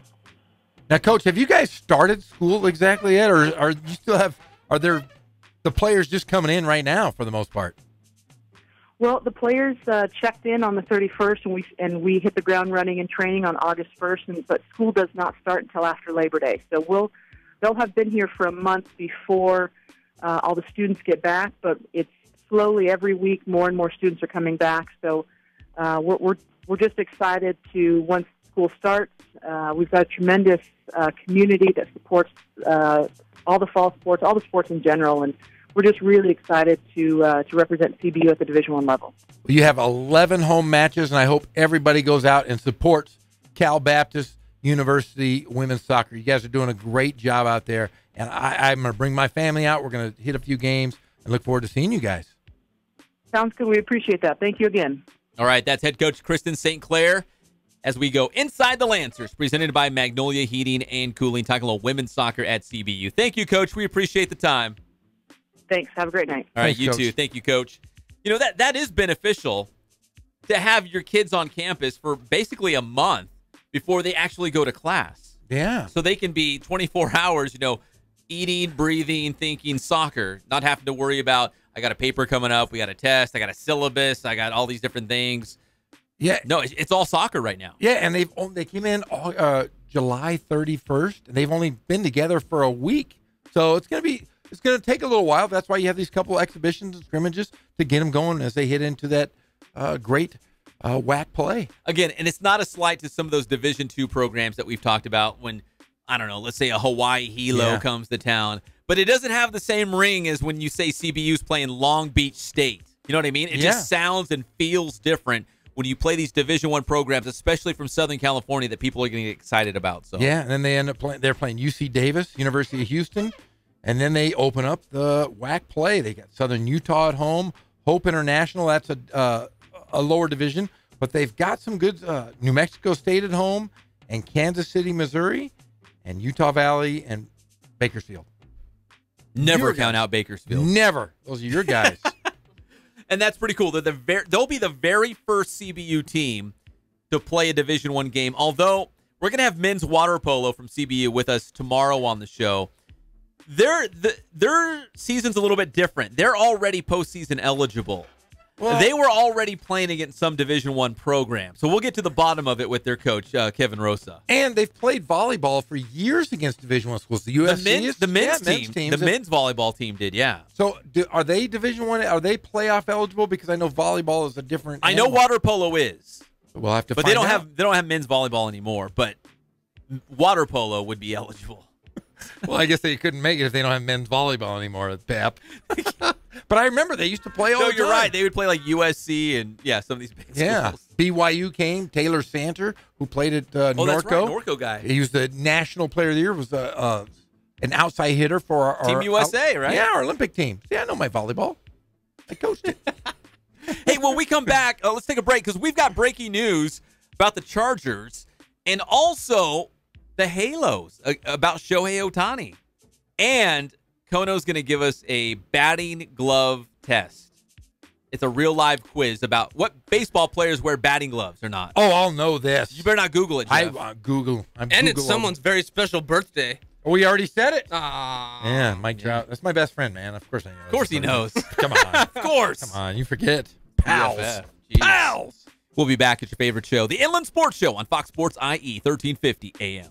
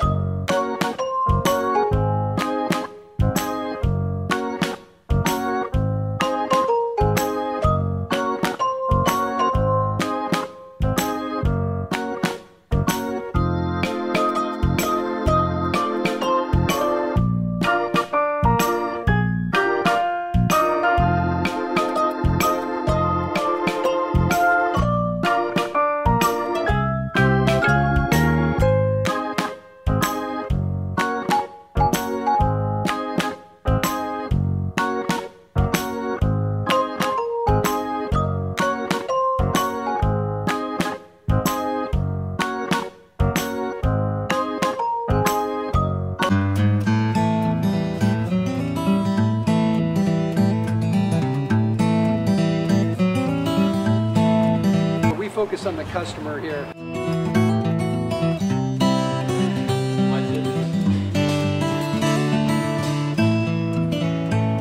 Believe it or not, that is the biggest thing for customers on an oil change. They just want the convenience of coming in, driving in, getting it done, and driving out.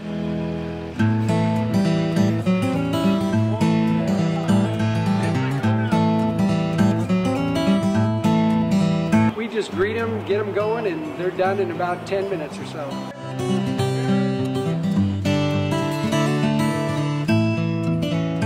We don't push any sales on them. We do the oil change, and I think that's what sets us apart is our customer service. Vacuumed and cleaned your windshield for you as well. Everything's looking pretty good. Come come into us one time, believe me, we'll spoil you and you'll be ready to come back the next time.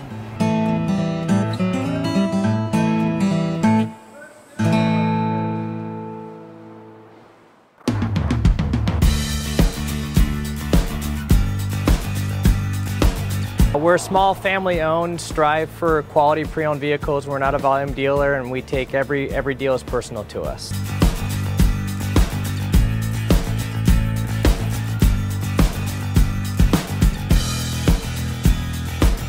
We're a low-stress environment. We're not a pressure sales house. If you want to shop us, you're more than welcome to shop us. We have, like I said, great rates, competitive financing, a lot of one-owner, clean Carfax, clean title vehicles. As you see, we have Carfax everywhere. That's most important to us, to educate our customers before they make a purchase.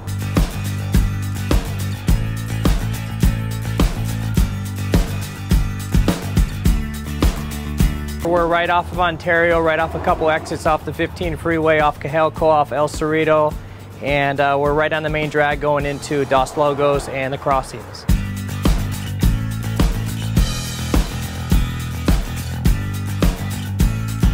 We have great financing, we have great lenders that we're using. We do buy, sell, trade, cash for your car. Whatever we need to do to help accommodate the customer, that's what we're here for.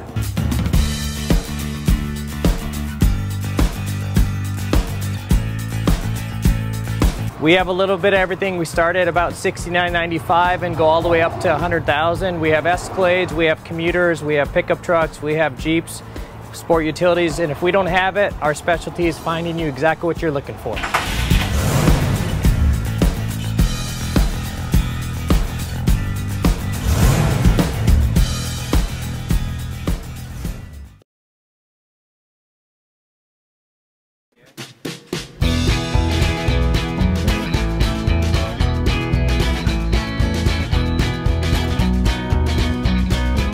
Thank God, first of all. I thank the great people that I've got around me that help support me, the people that work for me. As I started, if it wasn't for the people around me, we probably wouldn't be here right now, but I've got a great staff. I've got great people that do stuff for us outside the store, and we've been very, very fortunate.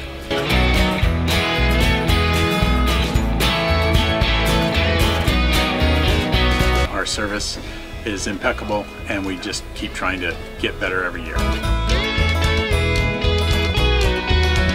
We can do online stuff for your teams, as well as, like I said, the screen printing, the embroidery. We also have 3 women that do extra sewing for us, like tackle tool on uniforms, or the bling or rhinestones for different shirts for the ladies.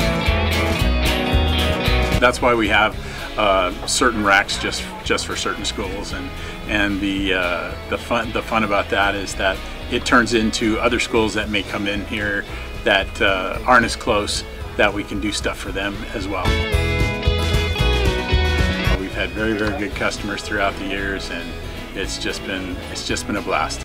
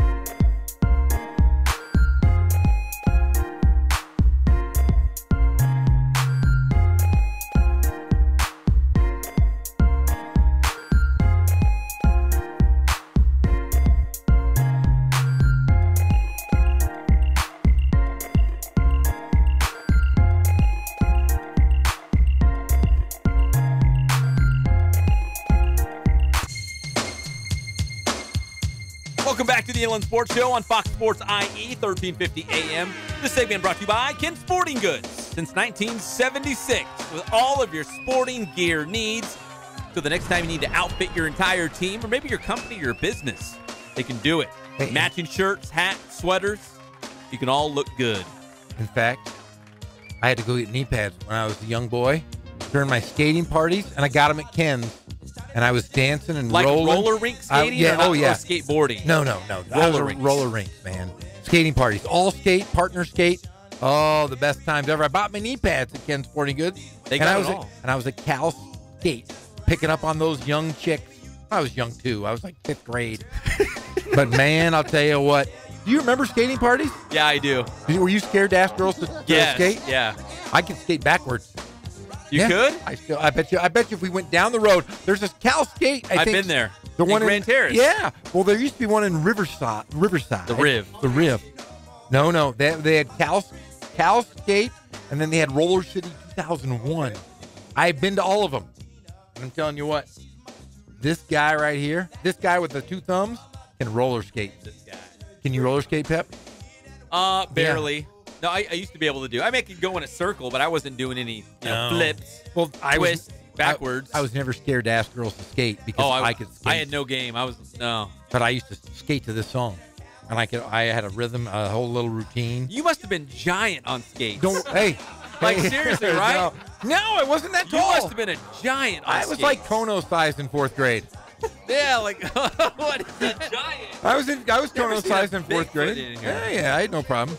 Oh my god! I was 5'9" in the 8th grade. That was 6'4" as a sophomore. 6'4". Yeah. 6'4". Had a growth spurt. Yeah, Kona, are we gonna play this game or what are we doing here? Yeah, let's take care of some business. Oh, there's business? Oh, there's lots of business. You don't have any business talking to me like that. Okay, first off, Jeff. Okay. Joey Bosa was hurt today in practice. Joey Bosa, the star defensive end for the Los Angeles Chargers, has a foot injury. Now, he's tough. These media people are saying it's not serious, but again, they're media people. They're not doctors. It appears it's not serious, but Joey Bosa left Chargers practice with a foot injury moments ago. So if you're a Chargers fan, that's not good news. He probably had a cleat stepped on his foot. Who knows? That's what I'm guessing. Could have been something minor. Hopefully it's minor. But I'm already thinking, okay, they lost Hunter Henry, their tight end, right? Yeah. Then Jason Verrett, their cornerback, who got hurt during just conditioning drills. What if they lose Phillip Rivers? Don't say it. What if they do? No, they won't. Who do they go to? Who do you go to? Exactly. I'd probably go Geno Smith. Yeah, me too. I would. Over Cardell Jones. Yeah. Right? Yeah. Probably. Tony Gonzalez might sign with the Chargers. Shut up. In my fantasy. Shut up. Shut up. That's just ridiculous. No, that's just, hey, you know what that is? That's poppycock. Yeah, poppycock. Okay, Mike Scioscia. Yeah. All right, so Joey Bosa, foot injury today. Hopefully it's not serious at Chargers camp. Shohei Ohtani over at the Angels. Big news today. He's going to start throwing off of a mound this weekend. On Saturday, he'll throw off the mound for the first time since he's had this UCL injury. So it's about damn time. Well, it looks like this injury's progressing pretty well. Because remember, they took the safe, cautious approach. They did not elect to have surgery. And it sounds like it's kind of coming along a little bit, that UCL ligament in his elbow. You know how that's been, you know why it's been healed? They've been using this new therapy. He dips his arm in soy sauce. Oh. Yeah, he does. Soy sauce.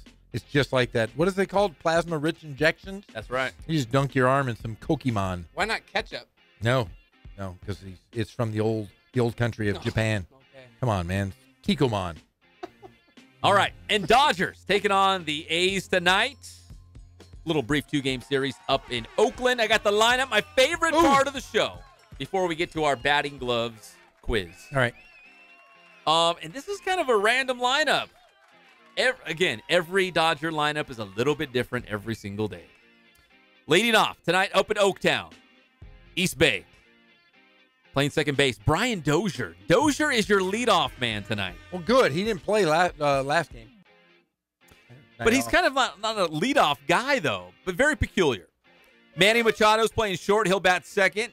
Hitting third and playing third, your boy, JT. Red turn 2, Justin Turner.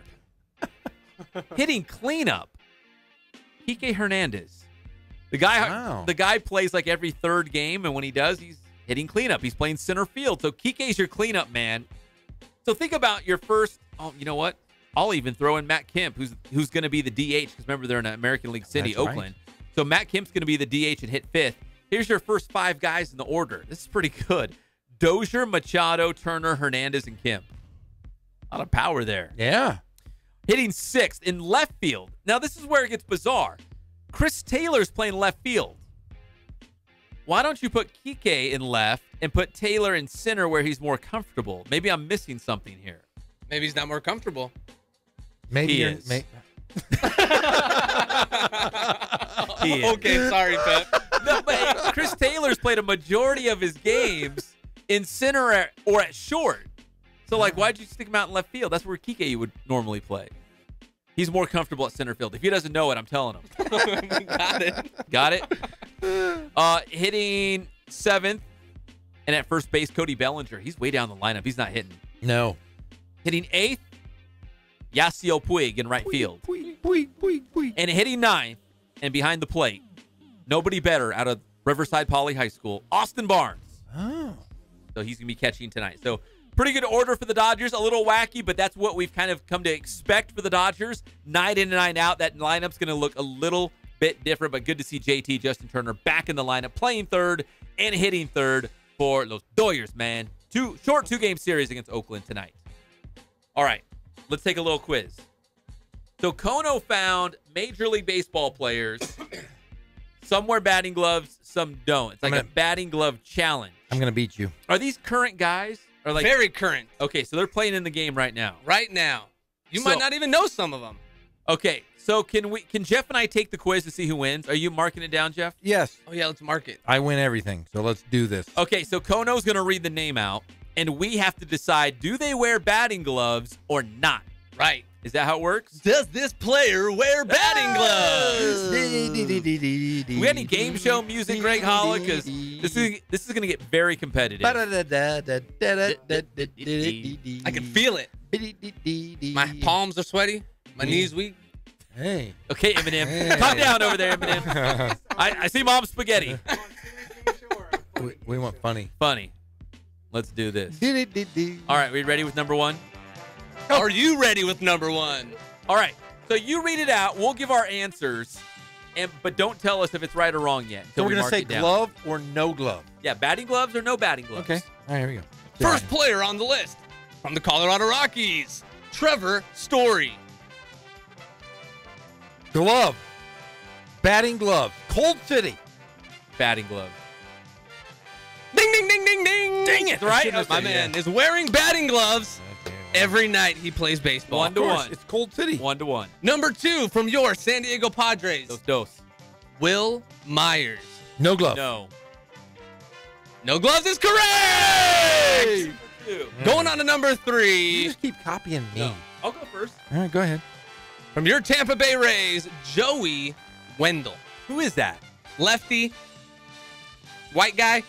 He's definitely no gloves. No, get off your phone, Jeff. No, I got a text. No, you didn't. Yeah, I did. That's a lie. My son's getting a bad haircut. No, he's definitely no gloves. Jeff, Joey Wendell. He's wearing gloves because they're in a hot place. He's got to have sweaty hands. Glove. No gloves. Oh, bingo. Yeah, for trying to cheat, Jeff. Going on to number 4. From the Diamondbacks, Ketel Marte. Glove. No glove. Batting gloves he wears, ladies and gentlemen. 2-2. All right. Going on to number 5 from your Philadelphia Phillies, Adubel Herrera. From the Phillies? From the Phillies, number 37. Glove. Yeah, I'm going to say glove, too. He does wear the batting gloves. Yeah, we're pretty good. Yeah. All of us. It's all about the where they live. Going over to the driest city in America, No Kansas glove. City, Whit Merrifield. Whit? Man, Whit. With a name like Whit, you better be wearing gloves. No. I'm going to say, I'm going to say glove. You say no. I'm going to say I'm no gonna say glove. Whit does not wear gloves. Whit with no mitt. Whit wears the mitt. Yeah! I'm up 4-3. Going on to number 7. Gotta make a comeback here. Maybe the biggest beard in baseball from your Houston Astros, Evan Gattis. Yes. No. The big beast does not wear batting gloves. Dang it, 4-piece. I knew that one. He's the also. I can picture him in this batting box. Number 8 from your Seattle Mariners, Oh, Mitch Haniger. glove. I say glove. Yeah, I'll go batting gloves as well. You guys are correct. He is very strapped up. Okay, we're 5 apiece. Do we want to go just our last one here? No, we got to go 9 and 10, right? 9 and 10. Let's just do it. What are we doing? If we're tied at the end. Oh, yeah, okay, here we go. From your Boston Red Sox, Blake Swihart. I'm going to say no glove. In fact, I'm already giving myself a tally. No, you can't mark it down. You said no glove? No glove. I'm going to say no glove as well. No glove is correct. Is it really? Copying me. To the final one of the day. All right, we're tied here. Gloves or no gloves? Number 10. I hope I know this. Your St. Louis Cardinals, Matt Carpenter. Glove. No glove. Wait, hold on. This is it. This is for all the marbles. All the marbles. I say absolutely no batting gloves. I say glove. I have to. I can't just say we can't be tied. I say glove. Glovey. Hello, Glovey. He likes the feel of the wood. No batting gloves. I believe Pep is your winner. Hey, you won 7-6. I'd like to thank my manager from the Chuck E. Cheese Tigers. My wife for letting me watch a lot of baseball. The old Reading batting cages. Yeah, I had a lot of people to thank. Do you remember your coach's name? No. I remember mine when I played All-Stars. Hal Pfeiffer. Was that Lance Pfeiffer's dad? Was it really? Yes. My All-Star coach. Legend. Shout out to Lance Pfeiffer. Yeah. One of the good guys out there. Shout out to his dad. He was a great dude. God rest his soul. He was awesome. You're great, Hal Pfeiffer. How about that CBU men's volleyball? Hey, they're pretty awesome. I remember them. Are they? Can they play in the playoffs? I don't think they're eligible. Okay, all right. I'm just messing with you. All right, so that was glove or no glove. No. That was kind of fun. That was fun. I like doing that kind of stuff. Yeah. All right, let's take an early break. When we come back, we're going to all set for Quakes baseball. The Quakes had a big night last night. Greg Holland knows all about it. Oh yeah, that's a tease. And we've got an Angels player that is rehabbing with Inland Empire beginning tonight. Frank Tanana. No. Gary D. Sarcine. No. Whoa, I was going to say, really? Wally. No. Dave Holland. Is it a pitcher? It's always pitcher. It's always hurt. No. What? Not a pitcher. No. So we got an Was Angel. he a belly itcher? Well, maybe. Good one. And also, I don't know if you guys heard about this, but there was a minor league baseball team who won a game, and they did not have any hits or walks. No, I did not hear that. It's a weird new minor league baseball rule. We're going to tell you about it. It's very bizarre. So we'll talk Quakes, 66ers, and a weird no-hitter where the team lost when we come back on the Inland Sports Show, Fox Sports IE, 1350 AM.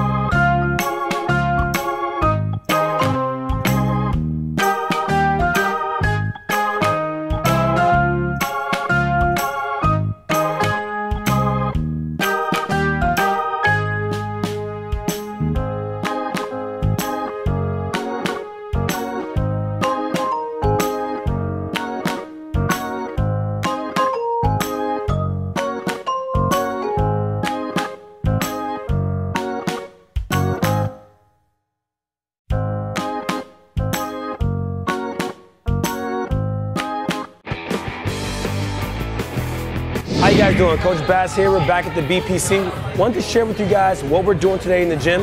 Today is all about backward movement. So if you're a football player, lacrosse player, soccer, basketball, any sport that requires backward movement, this drill's for you. Come check it out. So what the athletes are doing here, they're doing a back lateral run. So what I'm looking for here is I want their head back, all right? They're gonna hit a lateral run, they're gonna hit a quick transition. So this is a 90-degree cut. So on all of our 90-degree cuts, it's a single foot cut. And what I'm looking for is just a nice and fluid lateral run with their head looking back. They're gonna dip that inside shoulder, make a nice, crisp and clean cut. They want to stay on a tight rope, and they want to accelerate out of it. So for this drill here, it's very similar to the last drill that we just watched. Now we're hitting our lateral run, and we're going at a 135-degree angle. So we're taking it up a notch, we're increasing that angle. So now we're still getting that single foot cut off the inside edge of our foot, and then we want to decelerate at the cone. So again, we want to make a nice and sharp transition. We want to dip that inside shoulder, we want to decelerate. So that's our boost training tip of the day. Thanks for checking us out again. And make sure you stay up to date with everything that's Boost. Check our schedules, check our videos at our website at www.boosttrainingsystems.com. Check out our Twitter at Boost_training and our Instagram at Boost Training. Grind hard, stay solid.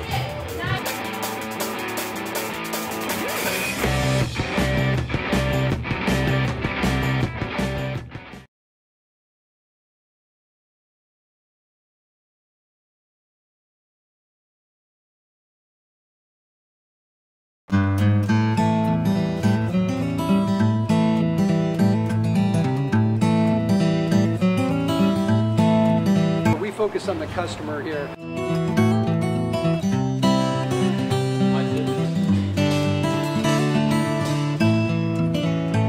Believe it or not, that is the biggest thing for customers on an oil change. They just want the convenience of coming in, driving in, getting it done, and driving out.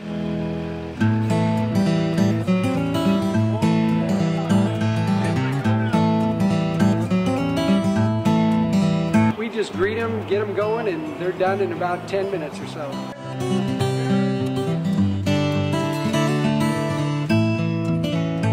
We don't push any sales on them. We do the oil change, and I think that's what sets us apart is our customer service.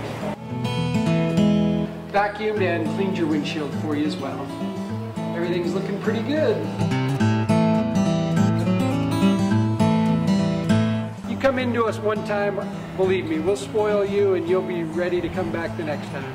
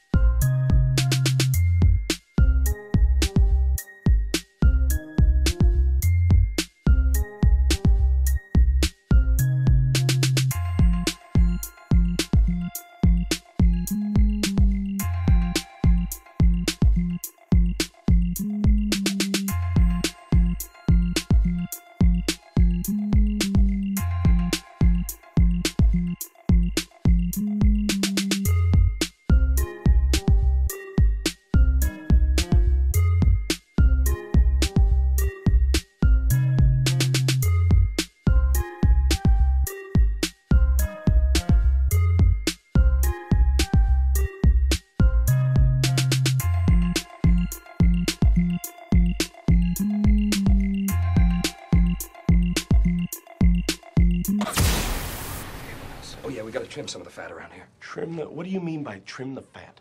I want you to fire the fat people. What? They're lazy and they're slow and they make me sad to look at.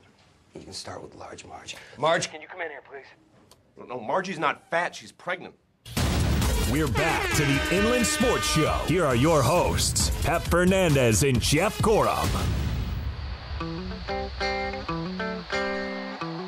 Welcome back to the Inland Sports Show on Fox Sports IE 1350 AM. We're brought to you by Boost Performance Training in Corona with Coach Ray Bass. Even though you're about to enter the football season, you can still do in-season training. Keep your body right. Football, volleyball, soccer, lacrosse, they do it all at Boost Performance Training. The website is boosttrainingsystems.com. Go check it out for yourself. Follow them on Instagram and Twitter. See all the cool things they're doing out there. They've got a strength and speed class, and the first one's always free. So you can be explosive and dynamic at Boost Performance Training in Corona with Coach Ray Bass. All right, so last night right here on Fox Sports IE 1350 AM, we all listened to the Rancho Cucamonga Quakes. They only had 6 hits in the game, but 5 of them were solo home runs. That worked. And that was enough. It sure was. 5-3 against San Jose last night. They'll try to do it all over again tonight up there in San Ho, as they call it. They hit a lot of home runs, those Quakes. They sure do. Oh, yeah, they got thunder sticks. You get that? Thunder sticks. Yeah, thunder. Earthquake, thunder, lightning. You know thunder doesn't make the earthquake, right? Hey, don't worry about it. It's just cool. Hey, have you not seen those earthquake movies? There's always thunder and lightning. Serious question. Do they still do thunder sticks at sporting games? You know, like the long, the slender balloon things? They pop, pop, pop, pop, pop, pop, pop. Yeah, of course they do. Do they? Of course. So I remember having thunder sticks for like different teams. It'd be like a giveaway for whatever fans get the thunder sticks. I do it in my neighborhood all the time. I just walk around clapping my thunder sticks around. Yeah, I really just remember with the Angels. No, the Lakers did it. They've all done it. They have. Do you have any thunder sticks at home? Maybe somewhere. I have some, but they're buried in the garage. I don't know what box they're in. I'd bring them in and put them up in the studio. Have you seen they have lighted thunder sticks? Yes. Those are cool. Maybe we should bring thunder sticks in here. That's what I'm saying. All of us, anytime we get like bored or anything, we just do some thunder sticking. I got thunder sticks and cowbells. You got cowbells? Yeah. You know what this place needs? More cowbell. Now, more cowbell. We don't have a cowbell. We need some cowbell. And then we need more cowbell. A little more cowbell. All right, so the Quakes' big win last night. Try to do it again in San Jose tonight. You can listen to the game right here on Fox Sports IE beginning at 6:45. As for the Inland Empire 66ers, they've got Angels catcher Rene Rivera rehabbing with them right now. And it sounds like Rene Rivera, who's going to be the starting catcher when he comes back to the Halos, now that Martín Maldonado's gone, that Rivera's going to be with the 66ers for maybe 3 or 4 days. Little DH, little catcher. Hold on. Cowbell. More cowbell. You got to say it like Christopher Walken if you're going to do More it. More cowbell? What was that? Hey. More cowbell? I don't know. I'm not from Flatbush. You know he's from Flatbush. Where's Flatbush? Hey, don't worry about it. It's in New York City, buddy. Is it? Yeah. I love this song. You fear the Reaper? I only know the song from the SNL skit. You don't fear him. I don't fear the Reaper. No. Never. Tell me this story about this minor league game that you teased us with. All right. So, Class A minor league baseball. High A, low A. Come on, man. Know your stuff. Doesn't matter. No, it does matter. Because I'm a Quakes fan, and they're a high A affiliate. And a Sixers fan. Yeah. Oh, yeah. You were there on Saturday night. Yeah, I do love Steve Went and the Sticks. So let me set the table. The plates, the napkins, the silverware. Yeah. So here's the deal. In minor league baseball, they have a new rule that if you play a doubleheader, both games are 7 innings. The second game, like if you go into extra innings, there's an international rule. I know softball does it where you put a man on second base to start the inning. Oh, they do that. They do.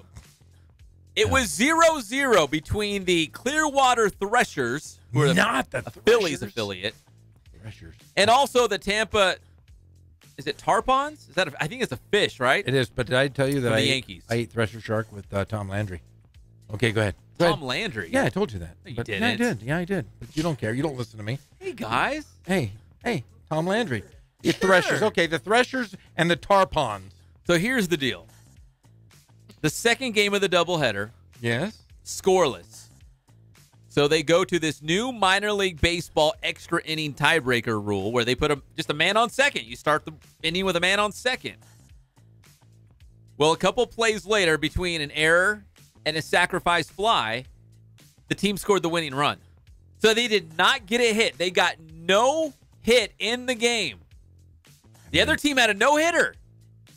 Yet the Threshers, the Phillies, still won the game. No hits, no walks, and they won 1-0 in extra innings against the Yankees single A affiliate. Did you call them the Tarpons? Yeah. Are you sure there might be a letter that was missing out of there or changed? No. Are you sure? Yeah. Okay. All right. Just double checking. All right. You got it. There's someone out there got it. No? Did you get it? Positive. Right over your head. Right over your head. But that's okay. I did eat Thresher Shark with Tom Landry. I did. You did? Where? At Calou. Back when the Cowboys used to practice. Yes, Calou? I really had Thresher Shark. I said this on the air before. You guys remember that? Maybe I wasn't here. No, I did. I ate Thresher Shark with him. And all the guys. All of the Cowboys. America's team and I, we had Thresher Shark at Calou. What, you sat down and had a meal with them? Yeah, we were all mixed Shark in. Was on the menu? Yeah, it was the only time I've ever tried shark, but I saw Tom Landry had it, so I ordered it. It was in the cafeteria, and we were scattered with all these campers. Were scattered with all these big NFL players. And I remember Tom Landry and Jeff Gorham sharing some Thresher Shark. Only Jeff has those stories. Okay, why would I make that one up? It's Thresher Shark, for gosh sakes. And the Tampa Tarpons. Oh. All right, sorry. Oh, Jeff. I'm not kidding, man. Tony Dorsett, he just had beans and rice. That's it? Yeah, that's it. But, man, Tom Landry, he loved that Thresher Shark. See, I know I can get you guys every time. All right. How about some Major League Baseball scores from this afternoon, including the Houston Astros? They just keep walking away from everybody else.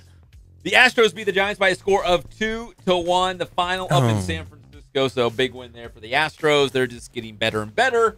Also, the Nationals beat the Braves 8-3. So right now, the Nationals are 58-54 on the season.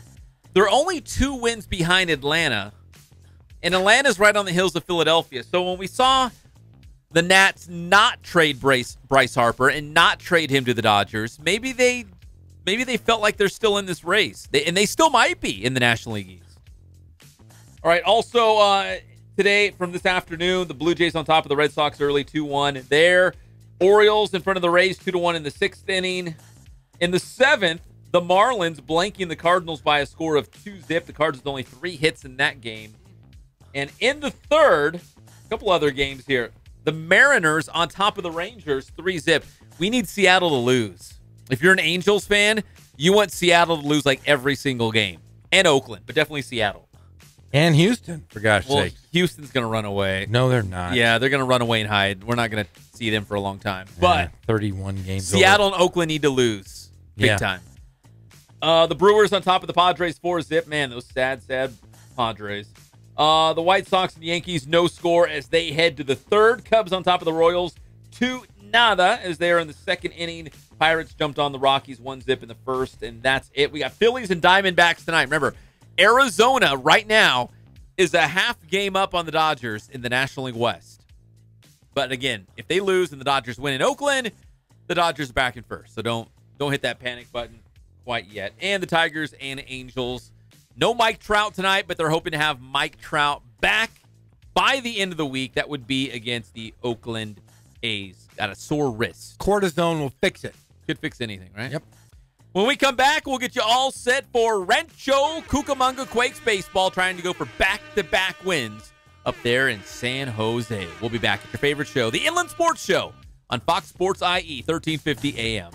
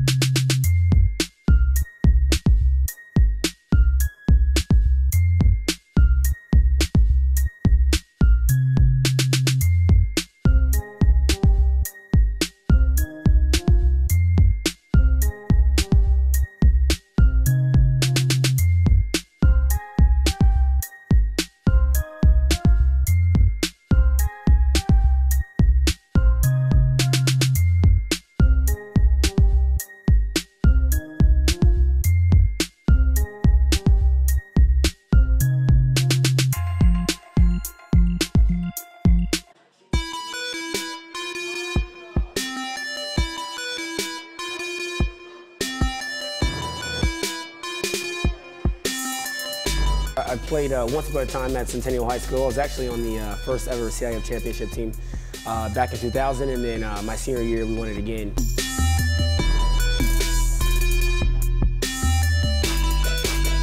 I'd say that's my passion because I've done it. You know, I know exactly where these athletes are at. I know what their mindset is right now. I know how hard it is to, number one, find a performance coach who can take you to the next level.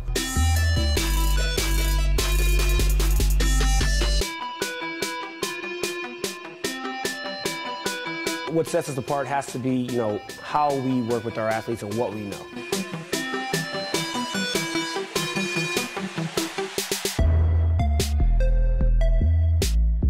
We can take an athlete and you know, help them reach their athletic potential, you know, help them, you know, prevent injuries, help get them stronger.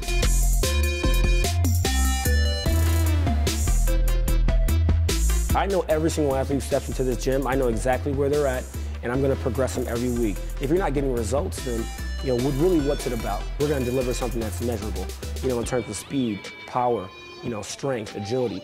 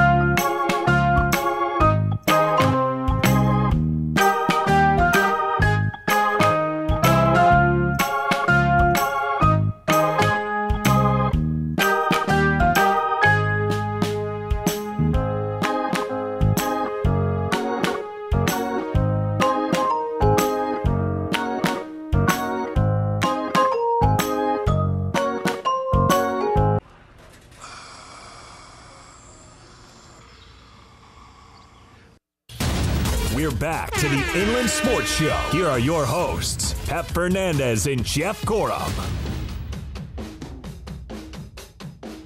We are back on your favorite show, the Inland Sports Show on Fox Sports IE 1350 AM. We're closing things out with Catalano Motors in Corona off of Temescal Canyon Road. At Catalano Motors, you're already going to get the best deal out there. You're going to save thousands of dollars. But when you mention the Inland Sports Show, you get $500 off. That's all you got to do. Roll up.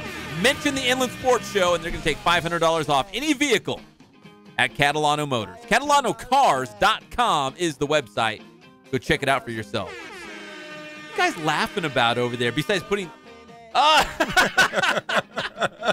So we were talking in our break that mostly girls. The girls love the Snapchat filters, right? I don't like those things at all. The dog faces, the ears. Kono just did one on Jeff. Was that the dog face? Yeah, that was the dog face. And what'd you do on me? That's a brand new one. It was... you were kissy face. Yeah, you were kissy face and flirty face. Is that what it's called? Yeah. You guys are messed up. Man. Yeah, this Kono guy, he is no good. Yeah, damn millennial. Crazy Can't trust guy. him. No. But let's give him a ribbon for finish, participation award. Yeah, he's a millennial. He is. Bet your ass. Skinny jeans. All right. Sean McVay has just talked to the media about Aaron Donald. You guys want to hear what he said real quick? You got like 2 minutes here. Of course I do. He says, yeah, no update on Aaron Donald. Kind of the same as yesterday, his exact quote. And then they asked him, you've had some contact with him. Where's his mindset? Here's what Sean McVay said, and I'm going to read it as the quote, right? Okay. Really, our conversations have been good. We've kind of stayed away from just the contract stuff. It's more about just checking in and how's his family doing, things like that. Hold on. Wait, are you telling me the defensive player of the year is holding out, and you talk to him, and it's like, hey, man, Aaron, how's your family doing? Hey, okay, good. Well, I guess I'll see you around. Did your wife make the banana bread that I really like a lot? You know what I mean? Like, what? You ask about his family, not like, hey, when are you going to get to camp? Maybe that? I don't know. How are the kids? How are the kids? How's the family? Take a nice little vacation?